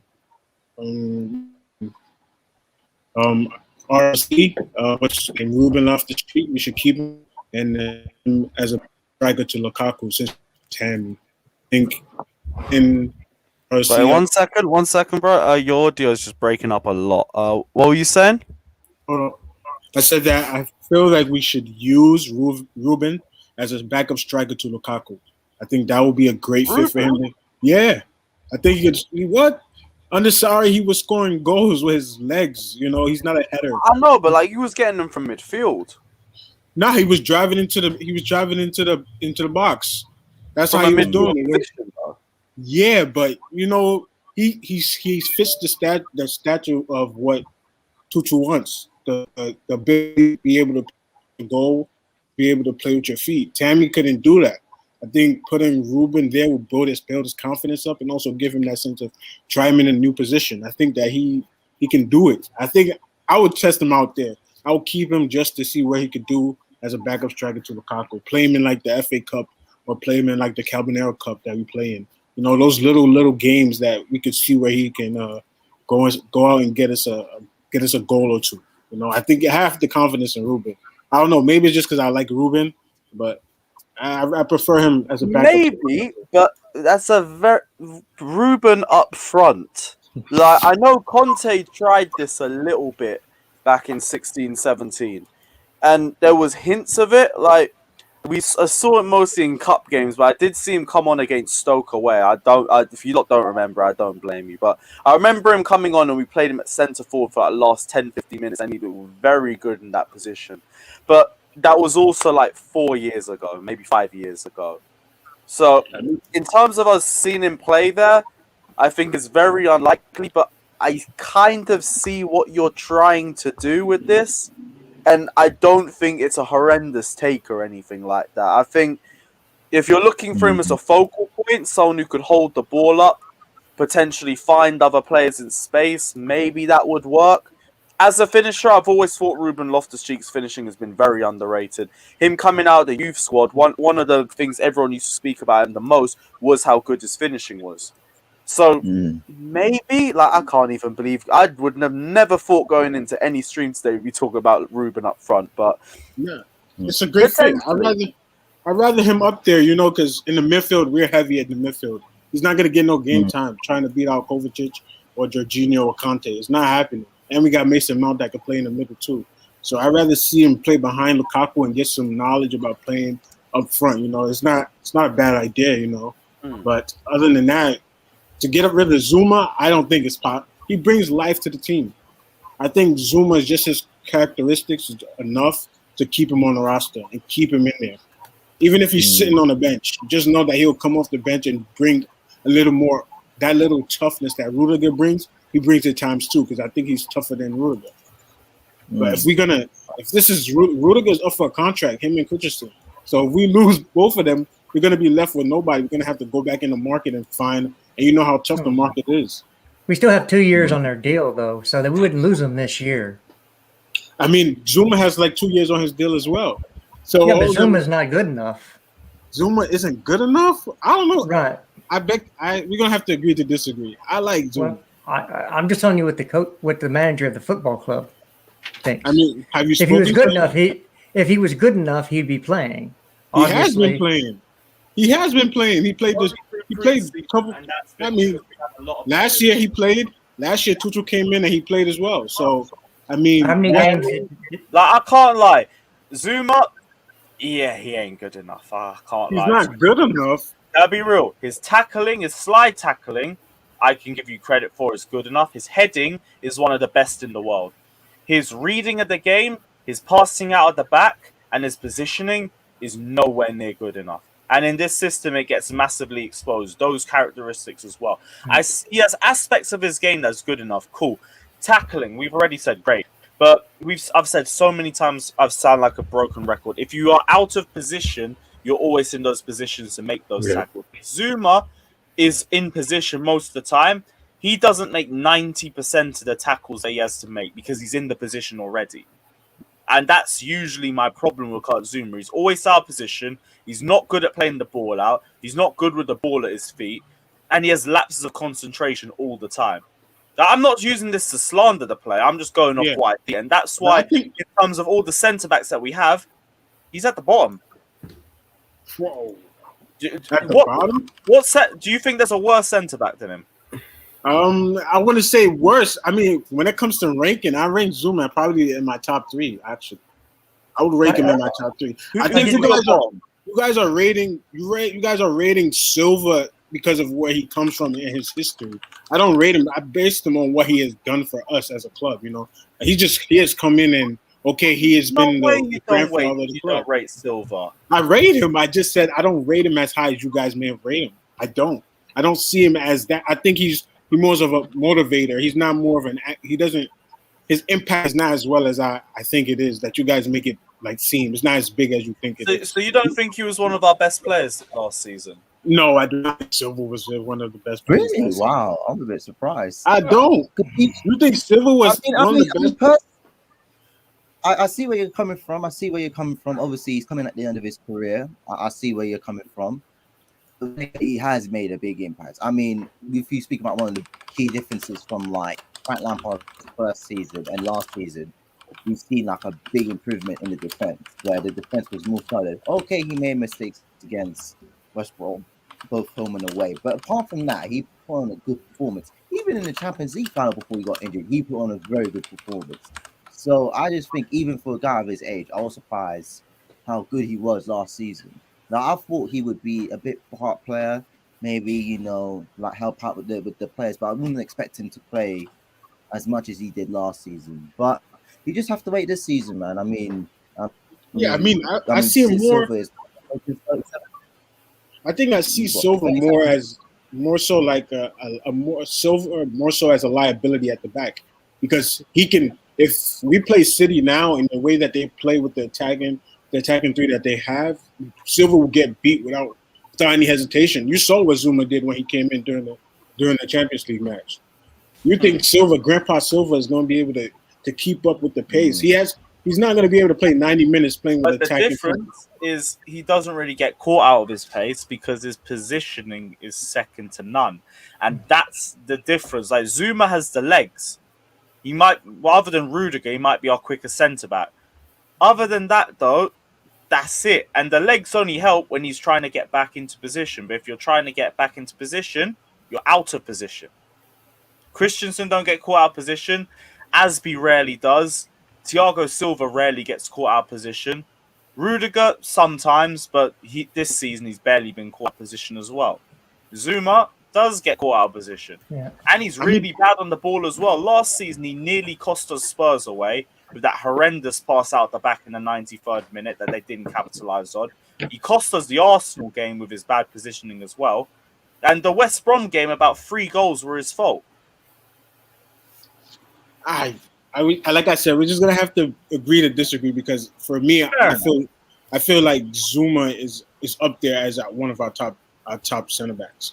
To lose him will be something that it's gonna have an effect on the team emotionally as well, because he brings a different sense to the locker room. We can tell that his enthusiasm, his characteristics, it's something different that brings the calmness to our team. Hakim Ziyech. Talking about dressing room impact, then fair enough, because he has a very positive influence in the dressing room. That's cool, and I do understand that there's a necessity for those sorts of players, but then you also have to accept that Zuma doesn't have a big role in the squad in terms of on the pitch. He's there for what he brings off the pitch. I mean, he can play all 3 positions in the center back position. He can play right, he can play left and middle. So he has the versatility. Guy are you watching? Do we have another guy on our team named Zuma? No. Can somebody tell me? Zuma. It's not the guy that wears number 15. Nah, it is the guy that wears number 15. No. Okay, you don't think he could play on the right side? He could play on the left and in the middle. No. Yes. Tuchel has tried him there, and he's done well. He's tried them there, and he's not starting, which means he can't play there. He's not starting because of what? You said what? Sorry to cut you off. No, I said he's not starting. Honestly, I feel him in the middle wouldn't work. I think Christensen is well suited in the middle. I think if you're going to play in the middle, you've got to be very disciplined in the middle of a back 3, you know what I mean? And I just can't see Zuma as that kind of player, you know what I mean? Maybe as a left or right sided centre back, I can see him doing that. I can see him probably overlapping and looking to get like, you know, like his head in the ball in the box. But in terms of being in the middle, like you need like a proper defensive positioning and like a mindset to like really boss that middle of the park, because they're probably going to ask him to like play out from the back and probably be in his positioning, or when the centre backs are like overlapping, they're probably going to ask a lot more of him in the middle. So I'll just on the sides, yeah, but not in the middle though. For me personally, I think Christensen or Rudiger, they're well suited there, man. Especially Christensen, man. Like ever since Tuchel came in, man, like Donny's been a beast in that middle of the part, moving like the Danish Maldini, man. Come on. Yeah, I mean, Christensen is good. I rate him. Yeah, he's good, but I prefer. I mean, just me. My preference is Zuma, Rudiger, and I like Trevor in the back as well. Trevor has really came in. We don't need Koundé. I don't know why you guys think we need Koundé. I don't think we need Koundé. We don't. We have Reece James that could play there. We have Aspie that could play there. We have so many people that can play and switch in that position. You're gonna go out and buy Koundé for what? Yeah, then he has to adapt. Then he has to adapt to the league. And then that's another time wasted. I would bring him in the next year, probably come in for preseason to adapt. But then you bring him now. It's a little already. You got something going already. I don't think Koundé is needed. Although, this year. say this, yeah. Although you're cut. David. Oh, sorry about my connection. Yeah, sorry about my connection. My connection's not been the best. No worries, man. In terms of like Koundé, I think in terms of like bringing someone in like a Koundé, I think he would suit well this season, you know, because if you think about it, he doesn't have to be the man this season. He can be the guy that can learn, have a bit by bit play this season, and then when the others decide to move on, like an Aspinall to decide to move on, then he could like understand. Okay, this is what it means to be a Chelsea player. This is what I know, what I need to do, what I need to know, so that he can implement that in the future to come. Because I think you don't want a situation where, you know, you don't bring in a player like him and then you fall behind. You just got to ask Liverpool fans that, you know what I mean? Because like with Liverpool, they brought Van Dijk in. Obviously, yes, Van Dijk has been a big success, but when he was injured, that's why Liverpool started to slack, because they started to get exposed at the back and they started to have all these mad centre-half pairings. So it's better for you as a team and as a club to bring in someone now to strengthen now, so that when a situation like that happens, then you're not in a situation where it's like, oh my goodness, we do need a centre-half. Because as you know, once you lose a key player like, I don't know, a Rudiger or a Christensen, then you're going to look to see, okay, who do I need to bring in next? Because yes, you can play Aspilicueta in the back three. Yes, you can play Reece James there, but you don't really want them in those kind of positions. You know what I mean? You want them in positions where they're comfortable on the pitch, where they can have a lot of impact in the team. And to bring in a guy like Koundé this season, it would suit perfectly. And plus, with the competition that he will have as well, he would have very decent competition. And I think as well, Chelsea don't really need, a lot of players. Okay, they brought in Lukaku, but I think a Koundé or that player from Monaco would be enough for this. Sure, many, because we got players who can come through the system, who can like possibly even adapt in the first team. And I would like to go back to the Loftus-Cheek situation, and just probably ask out to the panel, where do you see Ruben Loftus-Cheek's best position? Because you said Conte tried him out up front, he put him in midfield, he paid in the front three. Where would you say is his best position? Because I have a feeling this is like a make or break season for Ruben Loftus-Cheek, and like nobody really knows. Everybody knows about his qualities, but nobody really knows where his position is. His best position is. He's a box-to-box 8, and he won't be playing for Chelsea this year. He's on the list to go out. They've released a list of 10 players that they're trying to get rid of, whether it's a permanent deal or via loan.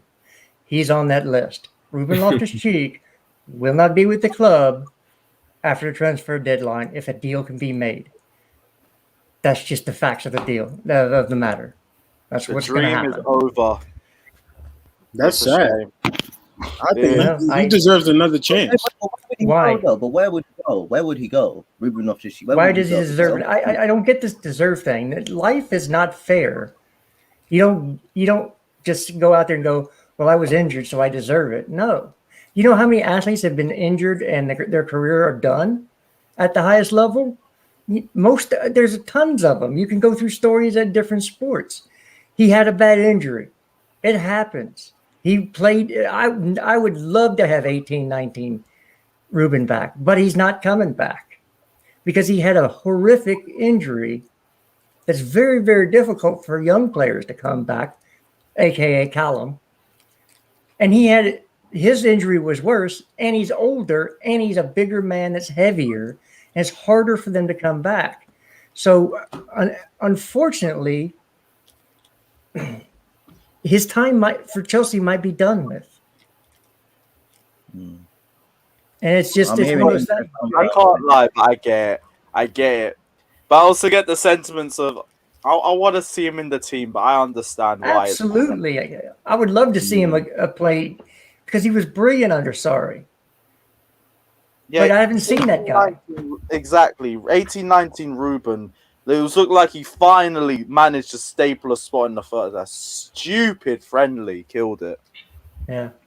It's unfortunate. Obviously, like, disclaimer, I accept the reasons for the friendly. It's all for the right cause and everything. The time was stupid. The time was absolutely stupid for it. But, you know... And the pitch. Ugh. Yeah. That pitch was horrendous. Yeah, Nate, you know, any player you can think of can get hurt in training tomorrow and be done for the season. It's a part of the risk you take when you play a sport. Is you never know when this is your last touch on the football field. You could pick up a bad injury today, tomorrow is not a given. So, you know, it's just we just have to understand and hope that wherever he goes, he has a long and prosperous career, and he does bits. And so we can say, hey, look, he never got back to where he was, but at least he had a good long career that allowed him to set up his family for life. I mean, that's the base of what you want to see.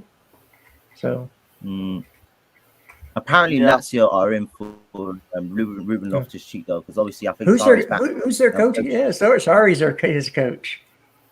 Yeah, Sarri's there. So he's trying to. Yeah, so he's trying to hook up again and reunion partnership. And it's a slower league, so maybe the little bit of pace he's lost won't be as noticeable in a slower league. So maybe Serie A is going to be where he can play because he doesn't have to have that top end pace or that starting pace, you know, the quickness to get away from somebody like you have to do in the Premier League. So again, I hope wherever he goes, he has a long and prosperous career, and he does bits. So, my thing is, God forbid Lukaku gets hurt, right? Knock on wood. I don't have wood by me, so I'll knock on wood. But if he gets hurt, if he gets hurt, then who's gonna play in that position? Because I know we're about to switch to like two up top with Werner and Lukaku. We're not going to be able to run the same formation. We're going to have to go back to the false nine and play Kai Havertz and Werner. And I'm tired of Timo Werner missing his chances and only running. I'm getting tired of it. Him just running and making runs. Okay, everybody can do that. It's not the end of the world if we don't have Timo Werner. So, I mean, my feel is if we put Ruben Loftus-Cheek in there, I think he can fill that gap of, all right, when Lukaku's not in, we'll play him up top and play with Werner and see what he can do. Because I know he's attacking minded. He can attack the ball and he can score goals. I know it for sure. I have faith in Ruben. I want him to get his last chance. And I love Marina, but I know she's not going to sell Ruben. Not yet. Loan him, maybe. Sell him, nah. So what, you think Ruben would be a good choice for our backup striker? That's what I'm saying. Play him. He can learn so much under Lukaku because Lukaku, you know, he didn't go through the same thing with injury, but he was on the back end. For a man to change position that deep, that quickly. He can. What is he gonna do? He doesn't have to play it. He doesn't have to play that much defense. All he has to do is press the ball, and he doesn't have to play in the midfield. The midfield is more of a responsibility that Ruben Loftus-Cheek's body cannot handle that much. He cannot play 80 minutes, 60 minutes in the midfield without looking sluggish. But he can play up top. I know because we don't press all the time, but in position up top with Timo Werner, I think is the best position for him. I just hope that I'm correct.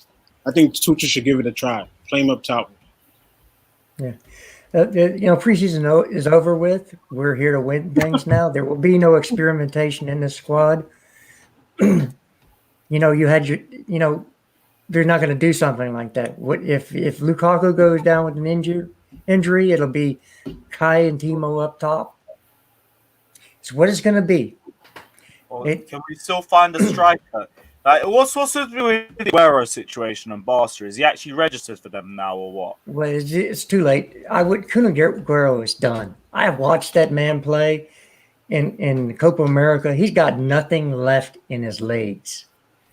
Seriously, stay far, far away, because he's more apt to get injury stepping off a bus than putting in a good shift. He's got year after year. He didn't even register on the bench. So, Guerrero's. No, you're not going to pick up he had a knee thing, I think, or a calf. That's why he's not played in the preseason. So again, injury, and we talk about our injury plagued players all the time, and we don't want another one. Why would you bring in a 30-year-old that has injuries? So you can't find a striker that's going to do anything more than what Kai Havertz or Timo Werner would give you at that position at this point in the market. So you don't buy.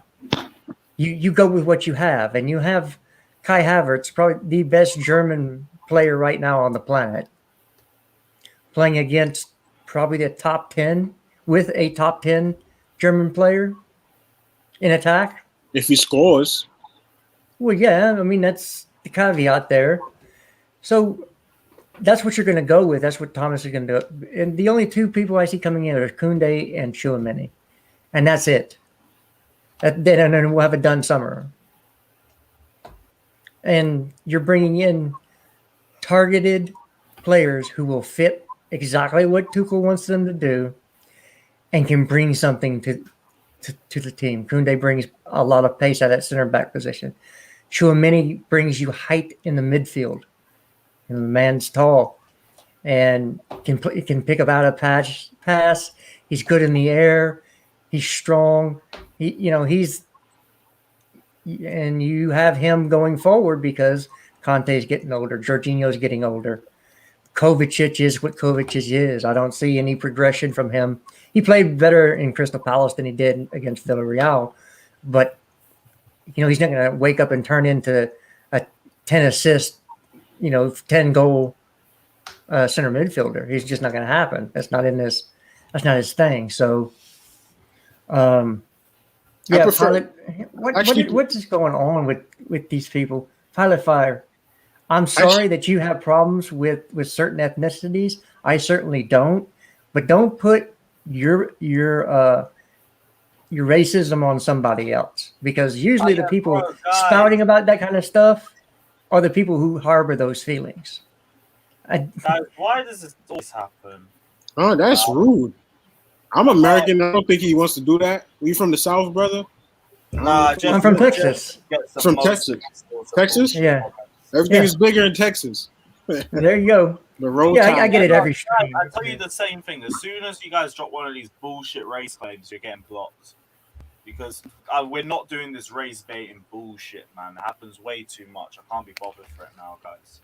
Fix up. Yeah. That's all right. It's par for the course for me. I get it every stream I'm on, basically. I probably rather Conte and Kova pair together than Jorginho and Kova. I feel like Conte and Kova together, that's the best midfield pair that we have right now. I don't like for me, I prefer Jorginho is not my guy. I don't care how many people rate him or what he does. He just the same Jorginho, pass back, pass forward. He tries to think like he's demanding the midfield, but I think Conte does it without even talking. So I think Jorginho is just taking Conte's spot where he needs to really be. You guys are forcing Conte to attack him. He's not an attacker. Yeah. Okay, well, but then again, Jorginho, he's very good with possession, though. I think sometimes in games where you need to control possession, I think he would suit that very well, in my opinion. Yeah, Jorginho's going to play because the one thing that Jorginho does is keep the ball moving. It doesn't stick with Jorginho. It's to his feet and it's out, and it's usually. That's why people say because I'm not the biggest Jorginho fan. And when he was playing under Frank Lampard, I wanted him out. You can find me on podcasts saying, get this guy out of my squad. Guess what? That was Lampard's fault for playing him in that type of position. He's always going to have the defensive liability of quickness and physicality. He lacks those things. So if he's got somebody coming at him, he's lost already. And if it's a one-on-one battle, he's going to lose those with somebody that knows what they're doing. But in this system where he doesn't have to play DM, he can play a regista role. He can be the metronome to keep the game moving, keep the attack flowing.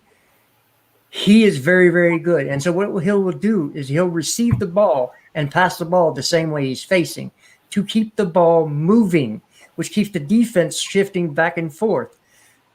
Look, it takes a while to understand what he brings to the game, but he does bring it, and he's very good at it. He's the best in the world right now at it.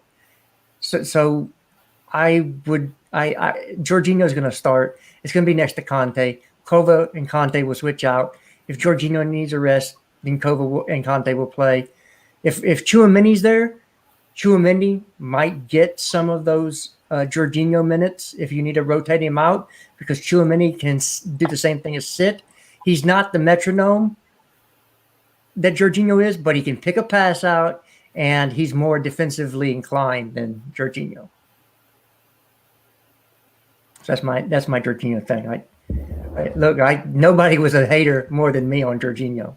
You can ask. It's Pete, but he's in the right system now to get the best out of Welcome him. to the Jorginho train, bro. Right. Always happy to accept new clients. I'll be on standby for now. I gotta wait till the middle of the season. I'll come back again and see if you guys Are you still on standby on Jorginho? I am still on standby on Jorginho. I've been. So wait, you're standby on Jorginho, but you want us to give Zuma another chance? I mean, I didn't say give him another chance. Keep him. I want you to keep him. I want you to give Ruben Loftus-Cheek another chance. That's who needs another chance. Ruben needs another chance. Okay, but you'd want Zuma to start regularly, right? Not really, because him and Rudiger are the same. I'd rather him and Zuma give Rudiger, because Rudiger played in all competitions for us. I wanted him and Rudiger to play off and on. FA Cup Zuma or Premier League Zuma and regular season Rudiger or Champions League Rudiger off and on, because we're using Rudiger so much. He needs a rest too, because you saw that at the end of the season he was getting tired and everything.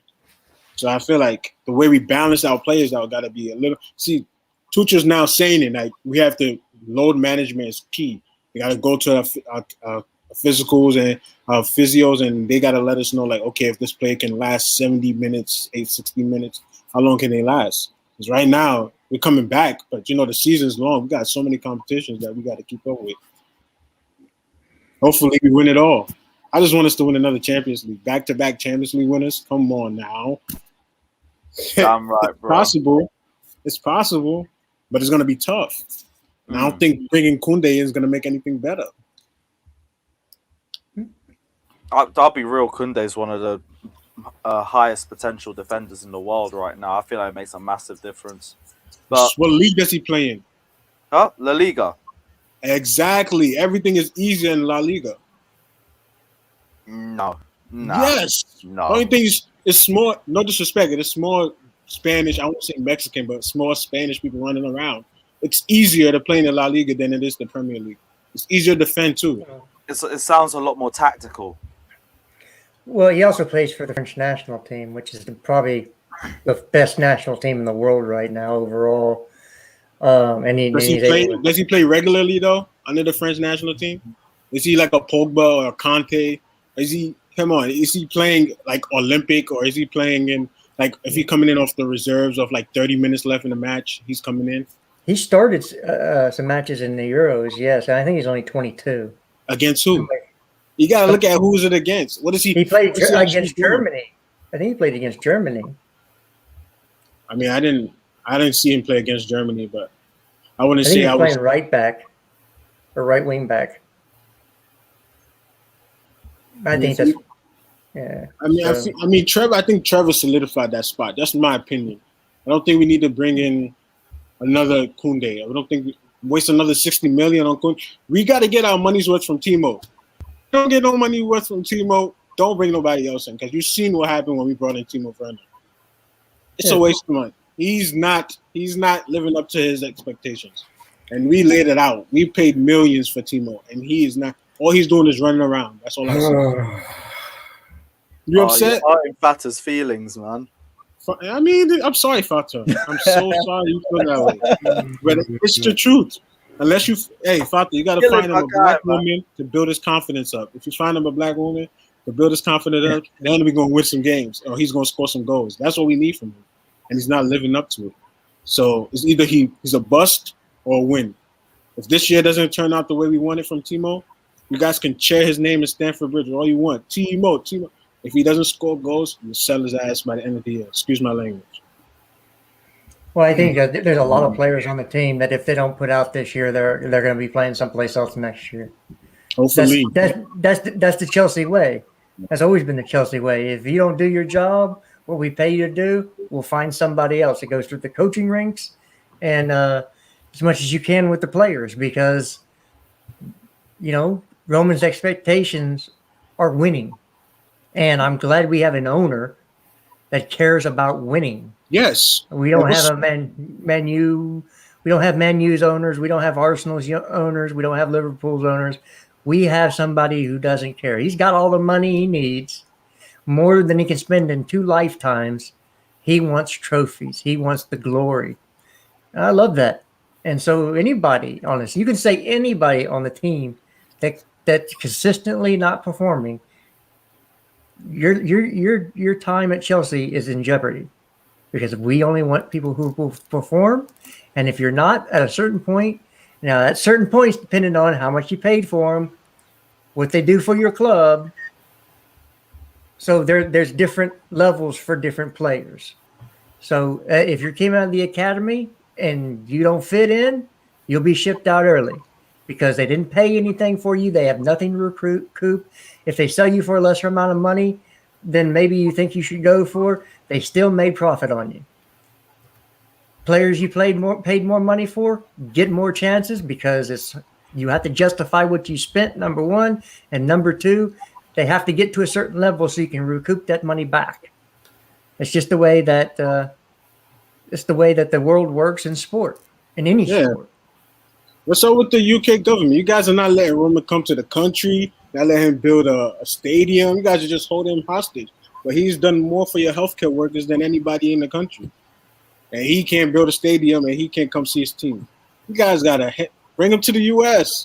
Station them in the U.S. Let him get a U.S. passport. We'll take him. He's got a dual passport with Israel right now. So it's the simple fact that because he is tied to somebody that did some bad things, he's guilty by association. Yeah, so, but he's doing more for the people in the country than anybody else. Their government isn't doing it. Your prime minister or your president isn't. What's his name? The one with the wig that he be wearing wigs, light skin, like blonde wigs and stuff like that. That's his name. But hey, hopefully, eventually, we do good this season. My goal before I end this, I'm not talking too much. I just want to make sure we win the Champions League, win the Premier League. I think it's more important right now that we win the Premier League. That's more important to me. I want the Premier League this year. Anything else? Timo doesn't get the goals. Sell his ass. We got Kai Havertz, the top German player. So we don't need Timo really. I need a rest from this Werner criticism. Yeah, you told you spent the whole day just hearing this guy get slaughtered. Kuta, get him like I said before I go, get him a black woman to build his confidence up, and he's gonna do well. Cheers, you guys. Have a great one. Have a good night. You too. Yeah, bless, bro. Anyone got any other thoughts they want to drop in as well? Let's beat the crap out of Arsenal next weekend. Yeah, We'll chat the arse next week. Yeah, you can take that out of context. What do you want? That's fine. They always turn up against Chelsea, and it's so annoying, man. This Arsenal squad, though, good lord. I think it hurts more to lose to Arsenal than it is to lose to Tottenham. That's my personal preference, because it's like with Tottenham fans, you already know that club is sort of like done out there. But in terms of Arsenal, they've got so much chat, and it's like it will be so nice just to put them in their place, but. You just got to hope for next week, man, honestly. Because if Arsenal were to win again, you're just going to see so much and you're just gonna be like, oh no, not again. 'Cause they always turn up against Chelsea. I don't know why. Maybe it's a pride thing. Maybe the Arsenal fans, yeah, they're probably paying them secretly to get them to win all the time. You know what I mean? Against Chelsea, say, oh, there's one going to turn up against Chelsea, but yeah, man, I hope Chelsea slap Arsenal next week so that we can watch more Arsenal fan TV and see Arsenal fans cry. That always makes my week. I do have one thing. I know that everybody's heart was set on Holland this summer, even mine. I would have rather had Holland come in. However, it looks more and more likely that Holland will be at Real Madrid next year.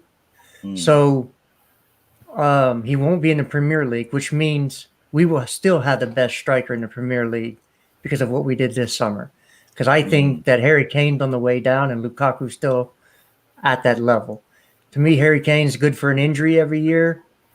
And when your trophy cabinet consists of dust, I'm not too impressed, which means you don't turn up in the big games. So for me, we're going to have the best striker in the league, and we will have the best striker in the league next year. So, just be ready to win. All right, keep the attitude going positive. Don't be negative. Whoever plays, whoever's on that pitch, whether it's your guy, your agenda or not, you want the best for them. And as long as we keep that, we maintain that this year, we maintain positivity from the stands, this team's going to do a lot of good this year for us and bring home a lot of trophies. That's all I got to say. Damn right. Well, guys, we got to end the stream here. Big up everybody that has locked in. Smash the like and subscribe button. Simon asked question for Lewis, who's winning the Premier League and the Champions League. Chelsea, and we're also in the Club World Cup too. Yeah. Big up everyone that's locked in. Smash the like and subscribe button. We will be back for Arsenal previews very soon. And as always, you already know, up the Chelsea.